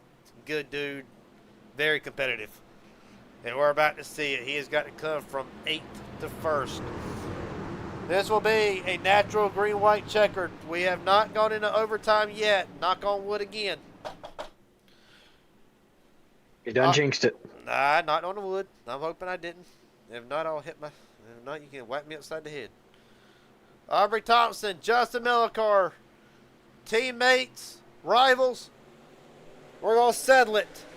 2 laps from Daytona.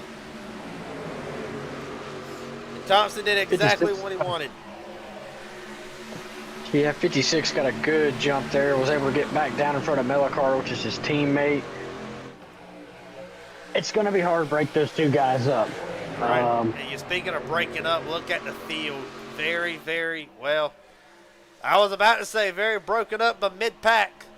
Starting to come 3 wide. Dare I say you might see 4 wide. They got to make it to the white. And look at the gap from Millicar and Thompson. I think that the outside's going to be able to form something up here. They hang Carson Kenny out in the middle. Here comes Hammerhand. Hard in the wall.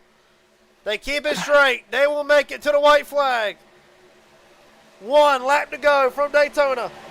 Stone looks to the inside of Millicar. Thompson hung out to dry. They wreck in the back. Will Hoyt, others around. Does not matter. They're racing it back regardless. No caution. Big wreck. That was the rest of the field. And right now, 5 drivers with a chance to win it. Thompson, Stone, Millicar, Kenny, and Sprinkle down the back straight for the final time. Stone makes contact into Thompson.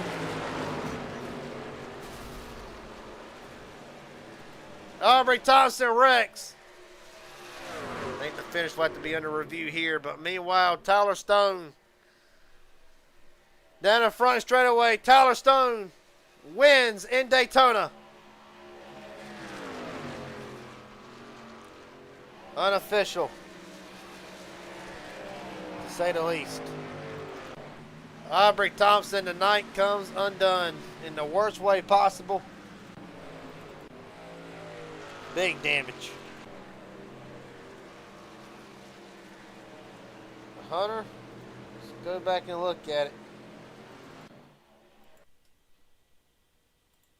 Which one are we looking at? The first one? No. The second one with Thompson and Stone. Let's look at it here.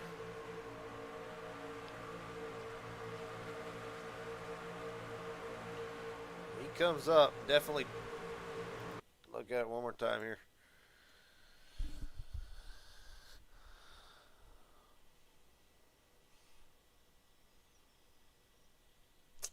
Slow motion cam down the back straight away.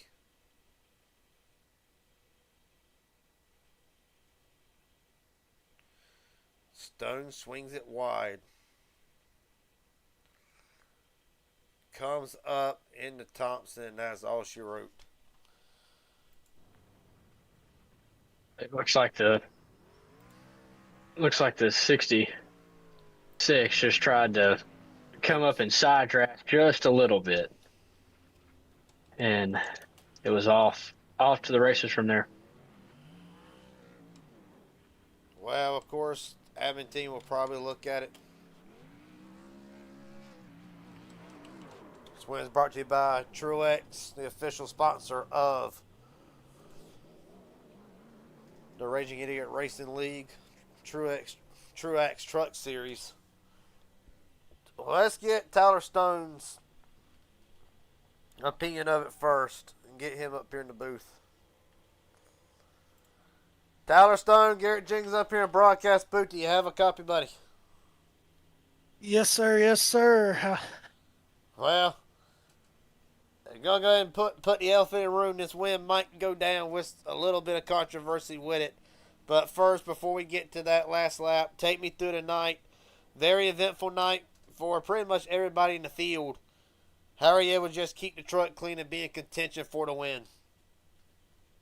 You have to not get too antsy before it's time to race, and that's what we tried to do all night. We had a couple of close calls, but just try to anticipate the chaos and be away from it. Unfortunately, that last lap, we got to be a little bit part of it, but it's a win at Daytona. We're all trying to side draft each other, and I think we both had the same idea. Maybe I came up a little too far. I don't know.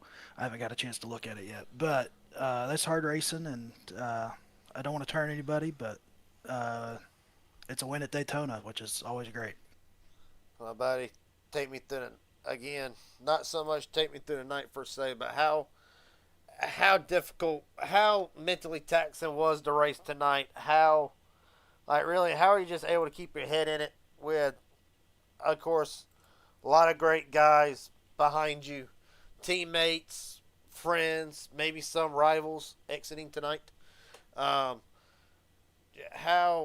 grueling was a race like this? It's a long race. These races are so much more mental than they are ever physical or ability even sometimes. And it's just you got to remind yourself when you're buried in the pack, 16 to go, you've got a whole draft master race in front of you. So you just got to bide your time and don't mentally take yourself out of it. And just take the opportunities when you get them, but don't try to create problems for anybody else, and be there at the end. Well, buddy, a hell of a night for you to say the least. Yeah, right now it will go down as the first ever Raging Idiot Racing League Truex Truck Series winner tonight. First off, how does it feel to hold that title?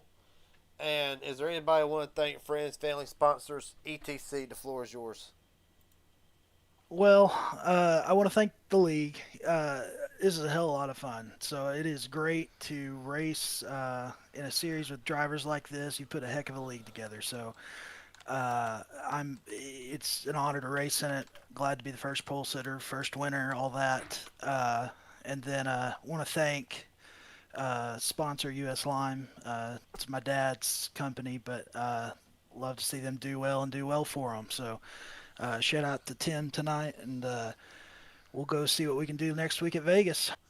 All right, buddy. For Tyler Stone, he holds the win right now at Daytona, and he will now turn his attention to tomorrow night in the Inspired Thunder Series live on the Inspired Racing League YouTube channel. Tyler, a hell of a job tonight. Look forward to seeing you tomorrow night and next week in Vegas. 10-4. 10-4. Thanks. Have a good night. You too, buddy.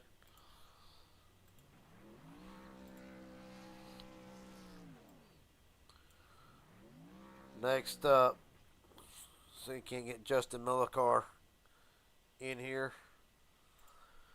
Justin Millicar comes up one spot short tonight at Daytona. And right now, it's unofficial at the moment. Finish might be under review. Probably will be under review. But before, we're going to cut away from that. Take me through the night for the 84 camp. For somebody who was worried about being rusty and all that, you sure couldn't fool a lot of us. Take us through your night. Yeah, I mean, it was a crazy night from start to finish. Honestly, it wasn't that bad. I really did enjoy we had some green flag runs there, and then especially that last lap, even like it was pretty chaotic. Me and Aubrey kind of were off on the different pages there, which got us kind of out of the groove. But I don't know. I mean, I know I'm gonna be biased because I finished second, but I felt like it was pretty obvious he went up and hooked him. But obviously I'm second, so I'm trying to get first. Yeah. Well, buddy, of course, like I said, hell of a night start to finish. I'll ask you the same question I just asked Tyler.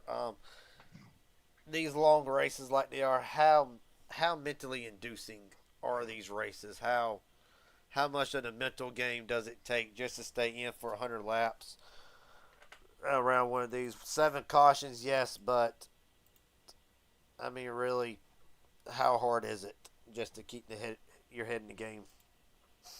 Yeah, it's pretty hard. I mean, I've done Daytona 500s, like the PGR 500s and the money races and stuff like that, so I'm kind of accustomed to it. But this is the first time on the new setup, and my hands were all sweaty, and it was not a crazy great race. Especially, I was not like an hour before. I wasn't even like mentally ready to race. Usually, I try and mentally lock in and prepare myself.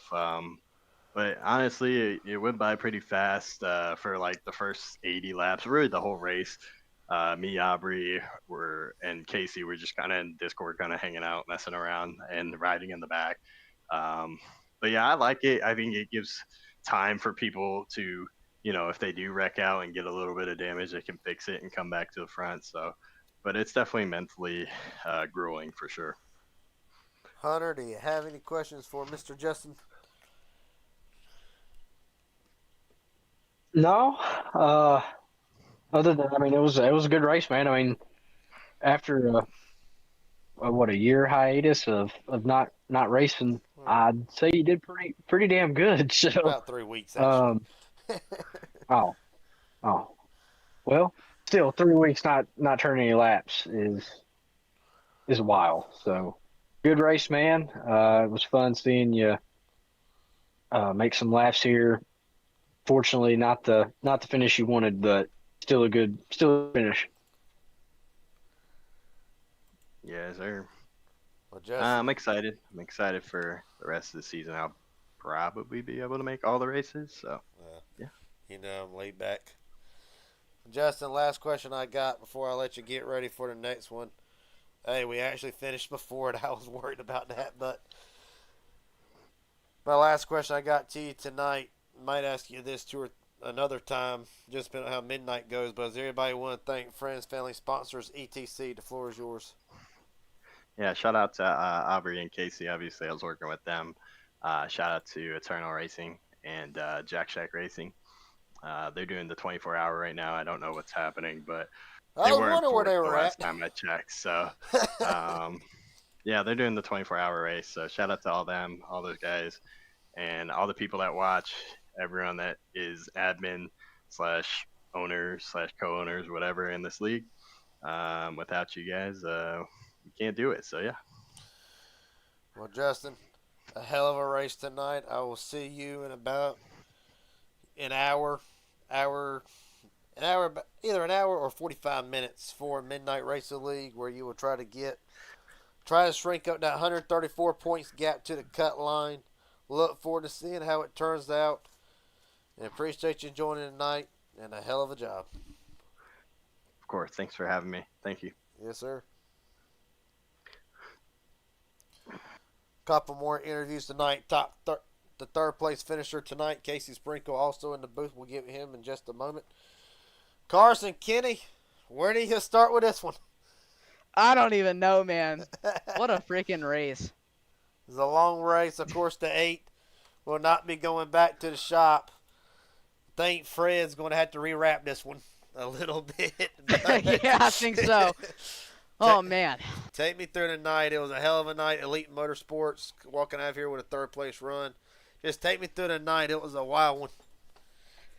Yeah, I mean, we started off I'm never good in qualifying, so we started behind the 8 ball as per usual, especially on these plate tracks, but was able to get up to the top side, start making our way forward before we got caught up in that first wreck that damaged the car.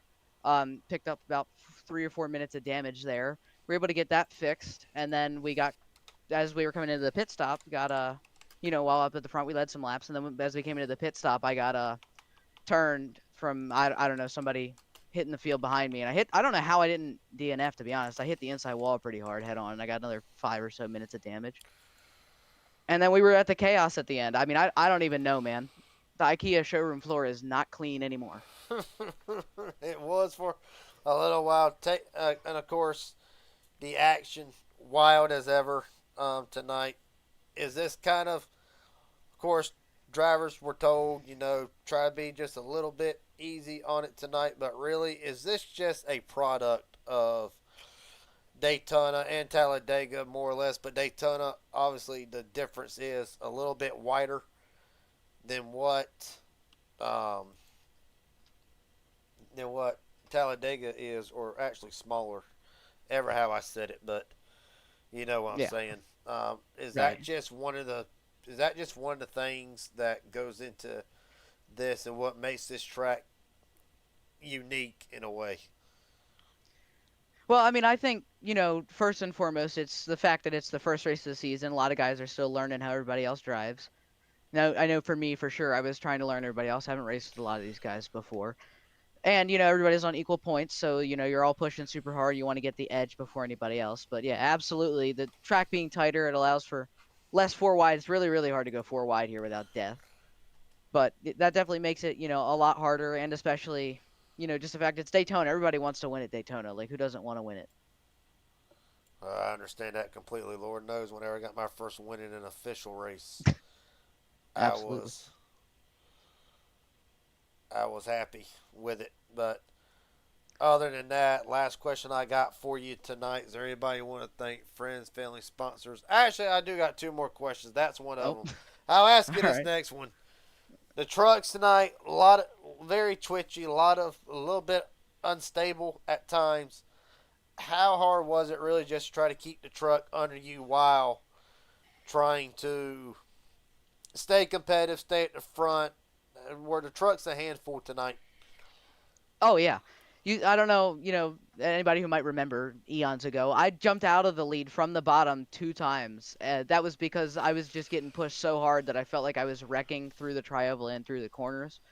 And I just didn't want to risk wrecking that early, so it wasn't worth it to me. But, yeah, it was worse, honestly, in my opinion, the further you go up the field. So, as you got to the lead, it got super bad, especially with the big pushes and all. Well, buddy, it was a hell of a night for Carson Kenny. Now I'm going to finish what I was about to say. Is there anybody you want to thank tonight? Friends, family, sponsors, etc.? The floor is yours. Absolutely. Got to start off with Tier 1 Setup Shops. Appreciate all their support for us. Use code Carson for 10% off at checkout. Elite Motorsports, Dave McCullough giving me an incredible race car, as always, or race truck, I should say. Doughboy Cinematography, Epic Pictures, check them out. K-One Home Improvement, if you're in the Delmarva area, make sure to check them out. Always appreciate my grandmother for supporting me, sitting here watching all these races, even though this was a long one. Appreciate it. And rest in peace, Greg Biffle. 16 forever. All right, buddy. For Carson Kenny tonight, he'll be a third place run. He will turn his attention next week to Las Vegas, where he will try to go up 2 more spots. Appreciate your time, buddy. A hell of a job. Absolutely. Thank you. Yes, sir. Still a couple more drivers to go. Casey Sprinkle up next. Casey Sprinkle, after an eventful night, you'll come home fourth tonight. Take me through it. It was a hell of a night for the 59 team, to say the least. Oh yeah, definitely. I mean, at the beginning, I was trying to stay up front. Got shuffled to the back. I don't even remember why. I think I took tires on a pit stop or something. Or I got damaged. I can't remember honestly. Oh yeah, the 35. Me and him got together, and then got to the back, and then there was a big wreck. The big one happened on like lap 30 something. I got involved in that big time. Got a bunch of damage. Was back in the back. Made my way back up to the front, and then we had green flag pit stops. Wrecked under green flag pit stops. Was back in the back. Made my way back up to the front. Sounds like. Yeah, very up and down night. And then finally I was ended up there up front there for the last bunch of laps, and ended up P4. So it was a pretty good race. I had a bunch of fun. Not that many cautions, which I'm very glad about. I am too, and of course, is there a bit of relief knowing that we had some long green flag runs, kind of just race it out, just ride? Really, from your standpoint, 100 laps, long race, how difficult is it just try to keep your head in the game, and especially after a night like you had tonight? Yeah, I was just hoping I was there at the end, which I was, but unfortunately I got clipped by Aubrey after his wheel got destroyed. So, I mean, still come on P4 though. It was a fun night. I mean, hopefully next week at Vegas it's just as good. That's a little bit more spread out racing, so hopefully even less yellows. Maybe we'll get to complete a green flag pit stop cycle, and I'm just looking forward towards the season. Hopefully I can run all the races. Buddy, I'll do what I can to make sure you can run all the races. With that being said, a hell of a night for the 59 team. Last question I got for you. Is there anybody you want to thank? Friends, family, sponsors, etc. The floor is yours. You for putting on this this event and this league. Cool to see you for broadcasting. Hunter for race controlling. Good job to all y'all. Justin and Aubrey, I was working with them late in the race. That was really good. Me and Justin split the middle there a bunch, and that was a lot of fun. Everyone for putting on such a good, clean race, even though there's a few cautions, definitely less than I expected. Yeah, just really, that's all. Well, for Casey Sprinkle and I, it'll be a 4th place finish. He will turn his attention to Las Vegas next week to try to get the win. Appreciate your time, buddy. A hell of a job. Thank you. Yes, sir. Interview rooms keep on coming. Let's see. Up next. This one's going to be difficult. Aubrey Thompson, Garrett Jenkins, Hunter Azell up here in the broadcast booth. I don't know where to begin. I don't know where to begin with this one. I guess elephant in the room. Take me through the last lap with you and Tyler Stone. I got Nord. I don't know what else to say, man. I really don't. I know he was trying to side draft me. You know me. I don't mind getting side drafted. It's all good, but I went back watched the replay, and he definitely, it looked like he just right hooked into me. I don't know, man. A strong car tonight. We talked earlier in the day. Of course, one of them, very well-renowned restrictor plate racer, but we also talked about the luck, and a lot of luck goes into money racing. Of course, you're on the ends of both spectrums, winter and money racing, and of course, like a lot of drivers, go through a rough patch. But right now, it seems like Daytona is just a bit of a horse mistress. Take me through the night. What was it like for the 56? I understand it was wild, to say the least. And you left 15 laps tonight. You'll get a few bonus points. Just take me through the whole night for the 56. It looked wild there for a little while. Yeah, I mean, me and Justin were actually having a great time riding in the back. Um, didn't want to go to the front, and before we knew it, we were at the front. And then I told Justin, I said, I feel like we're in the middle of the grenade, and sure enough, right when I said that, that's whenever that one of the wrecks happened, and it caught both of us in it. That was the big Our one on plan, that 30 something. yeah. I mean, I called it out before it happened, and of course we were in the middle of it. But what can you do? It's Daytona. We were hoping to honestly go green flag because we were going to short pit that last part. And then, matter of fact, the wreck that happened on lap 77, I think, or whatever it was, we were pitting that. We were going to pit that lap, and then the wreck happened. So that threw that out the window. But I mean, all in all, it was a good race. I'm mad, but it's whatever. It's another night of racing on iRacing. But I mean, I can't ask for no better help than what I had. How about that? I was telling Hunter, I said as far as drivers who know how to get the job done, pointed out you, Justin, and Casey, all numerous time winners in HGR, MMS, of course, coverage right here on the Raging Idiot Racing Network for a while till I took the PGR deal.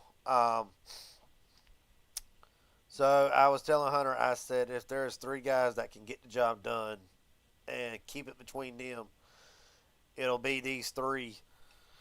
And for a while there, of course, Daytona being Daytona, we had to get a natural green-white checker involved in it. But really, yeah, I think that's what. If that green-white checker wouldn't have come out, I think we would have been fine. To be honest with you, I mean, we still, I feel like we would have been fine. But I mean, it's end of the day, it's super speedway racing, so. Well, buddy, it was a hell of a night to say the least. Is there anybody you want to thank tonight? Friends, family, sponsors, etc. The floor is yours. Well, I mean, I want to thank you first of all for inviting me. To run this whenever I can. And thank you for the broadcast as always. You do a hell of a job. And I want to keep it up. That's all I can tell you. Thank Justin and Casey for being there helping me. I mean, they done all they could do. And that's it. I don't know what else to say, man. For Aubrey Thompson, he'll come up just short of the win at Daytona tonight. Appreciate your time, buddy. Hell of a time watching you. Hopefully we can see you in Vegas. Yes, sir. I'll talk to you later. Yes, sir.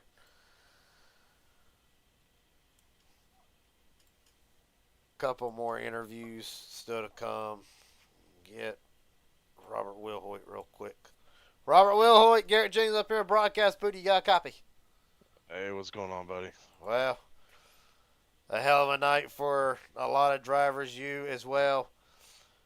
Hard racing at the end. Just take me through the night for the 12. It led some laps, got a bonus point or two, and well, fast number 12 tier 1 setup shop F-150. I had a bad qualifying run. Started 18th, but was quickly up there towards the front and was pretty much up there the entire race. I got shuffled back, and then I started to get, before that last caution that set up the little mayhem there at the end, I got that third lane running on the outside and was just driving by everybody coming out of the turns, and definitely didn't want to see that caution come out because we had the momentum running. And I was coming, buddy. I was coming. I was not lifting. I don't blame you. But it's our knowing how Aubrey and Justin work on the super speedways. I knew it had to be something drastic, and It was drastic. I knew that they were gonna jump up there to try to block it, and right as I was getting ready to make the move to dive down below them, as they all moved up to the wall, the caution came out and kind of reset the field a little bit, and coming to the white flag, got turned and went on one hell of a ride. So we'll get a look at it here momentarily. Robert, did you have fun tonight? oh yeah, definitely, always. I mean, this is a really good group of guys. You know, it's nice to finally be able to get everybody together again and get out there and put on a show. It was definitely fun. So, but yeah, it was nice to see some other fellow Tier 1 drivers out here. I didn't realize that they were here, so we'll have I didn't to either. start. I did not know y'all knew each other. Well, I know Steven's a dev driver for Tier 1. I'm a house driver, and then Carson Kenny's a house driver. So I didn't realize he was in here until qualifying, and I was like, oh crap. But it was kind of nice. I knew either if the group of guys that I was working with, if I was out by myself, I knew I'd jump in with one of them too and run with them. But yeah, it otherwise it was a fun race. Sucks that we went from P5 there at the white flag to coming across the line at P14 with a destroyed truck, but we'll get it rebuilt and come back next week. All right, buddy. Last question I got before I let you head out here tonight. Is there anybody you want to thank? Friends, family, sponsors, etc. The floor is yours. Yeah. Definitely want to thank Tier 1 for this fast F-150. Paint scheme on it was really nice. As a debut paint scheme for it. Got to thank Shane, Brent, and all of them that was, in the group with us working. We were working really well, getting from the back to the front, and pretty much staying up there. So just things didn't fall out the best, and it's all right. We'll come back next week and try to get it again. All right, buddy. For Robert Wilhoit tonight, it'll be a 14th place finish. Hell of a job tonight. Look forward to seeing you next week. Thank you, bud. Yes, sir. Last but not least, and then get the final results, and we'll be good to go. Luke Bozell, Garrett Jennings up here in broadcast booth. Take me through the night, buddy. Hey, how's it going? First real oval. It was good. Good learning experience. As we said earlier, we're road track guys, but it was nice to get thrown to the wolves and see what we could do out there. So fun and exciting. A lot of learning, a lot of patience. A lot of patience is right. I'll ask you this. Pretty sure you've raced on this place on the oval side of things or on the road course side of things. I'll ask you this. What made tonight so challenging? Trying to get to the front, stay at the front, riding in the back. What was the biggest challenge, not just for you, but the whole team in general for NSR Motorsports? I mean, had to be a hell of a run. Yeah, I would say mostly we were kind of separated the whole race. We never really got to run together at all. For a little bit, Josh was with me, and then Blake got taken out pretty early, but battled back. So we're looking forward to maybe getting a little better qualifying next time, so we can maybe run closer together at the start of the race. But just kind of feeling out the league in the first race, not being overzealous, but I'd say it was pretty successful overall. But it was a hell of a night for NSR. I'll ask you this. I'll ask you the next two questions. First off, how big did teammates come into play as the race went on, the race started wearing down? Was it almost a sense of security to have a teammate behind you? Yeah, I'd say with Blake, we call him Buzzsaw. He was behind me, so I know we could make something work if we wanted to. But with brotherly love, we don't want to piss each other off, so we kind of tread lightly. So sometimes we don't like to work together. Today it worked out. Towards the end, we were pretty cautious, so it was good. It's good having teammates, but I saw some other guys really working well with their guys. The next question I have, and I'm going to allude back to this because of an incident with David McCullough earlier in the race. How big did tires play a bigger role with handling as what it looked, or did the truck pretty much just stay like normal on old tires compared to the new one? How did the tire wear affect the handling in the draft and off the corners tonight? I would say I accidentally got tires twice. So my truck, I could tell when it had new tires because it happened twice, but I really can't tell you how old tires felt because I think the longest I went was about 30 laps with old ones. So got to be a little quicker in the sticks in the pits. Well, buddy, last question I got for you before we head out. Is there anybody want to thank friends, family, sponsors, etc.? The floor is yours. Yes, sir. Yes, sir. First, I'd like to thank my team, NSR Racing, for giving me this opportunity. We've been together for about 10 or 15 years racing in real life and now bringing it to the oval and iRacing.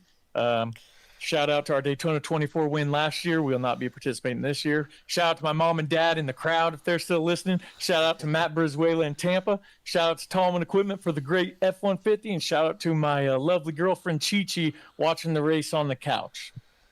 Well, buddy, it was a hell of a night. Glad to see Armageddon waited off another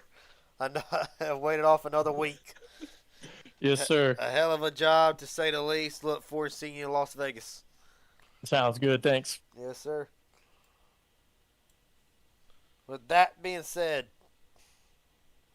final results for tonight go as followed.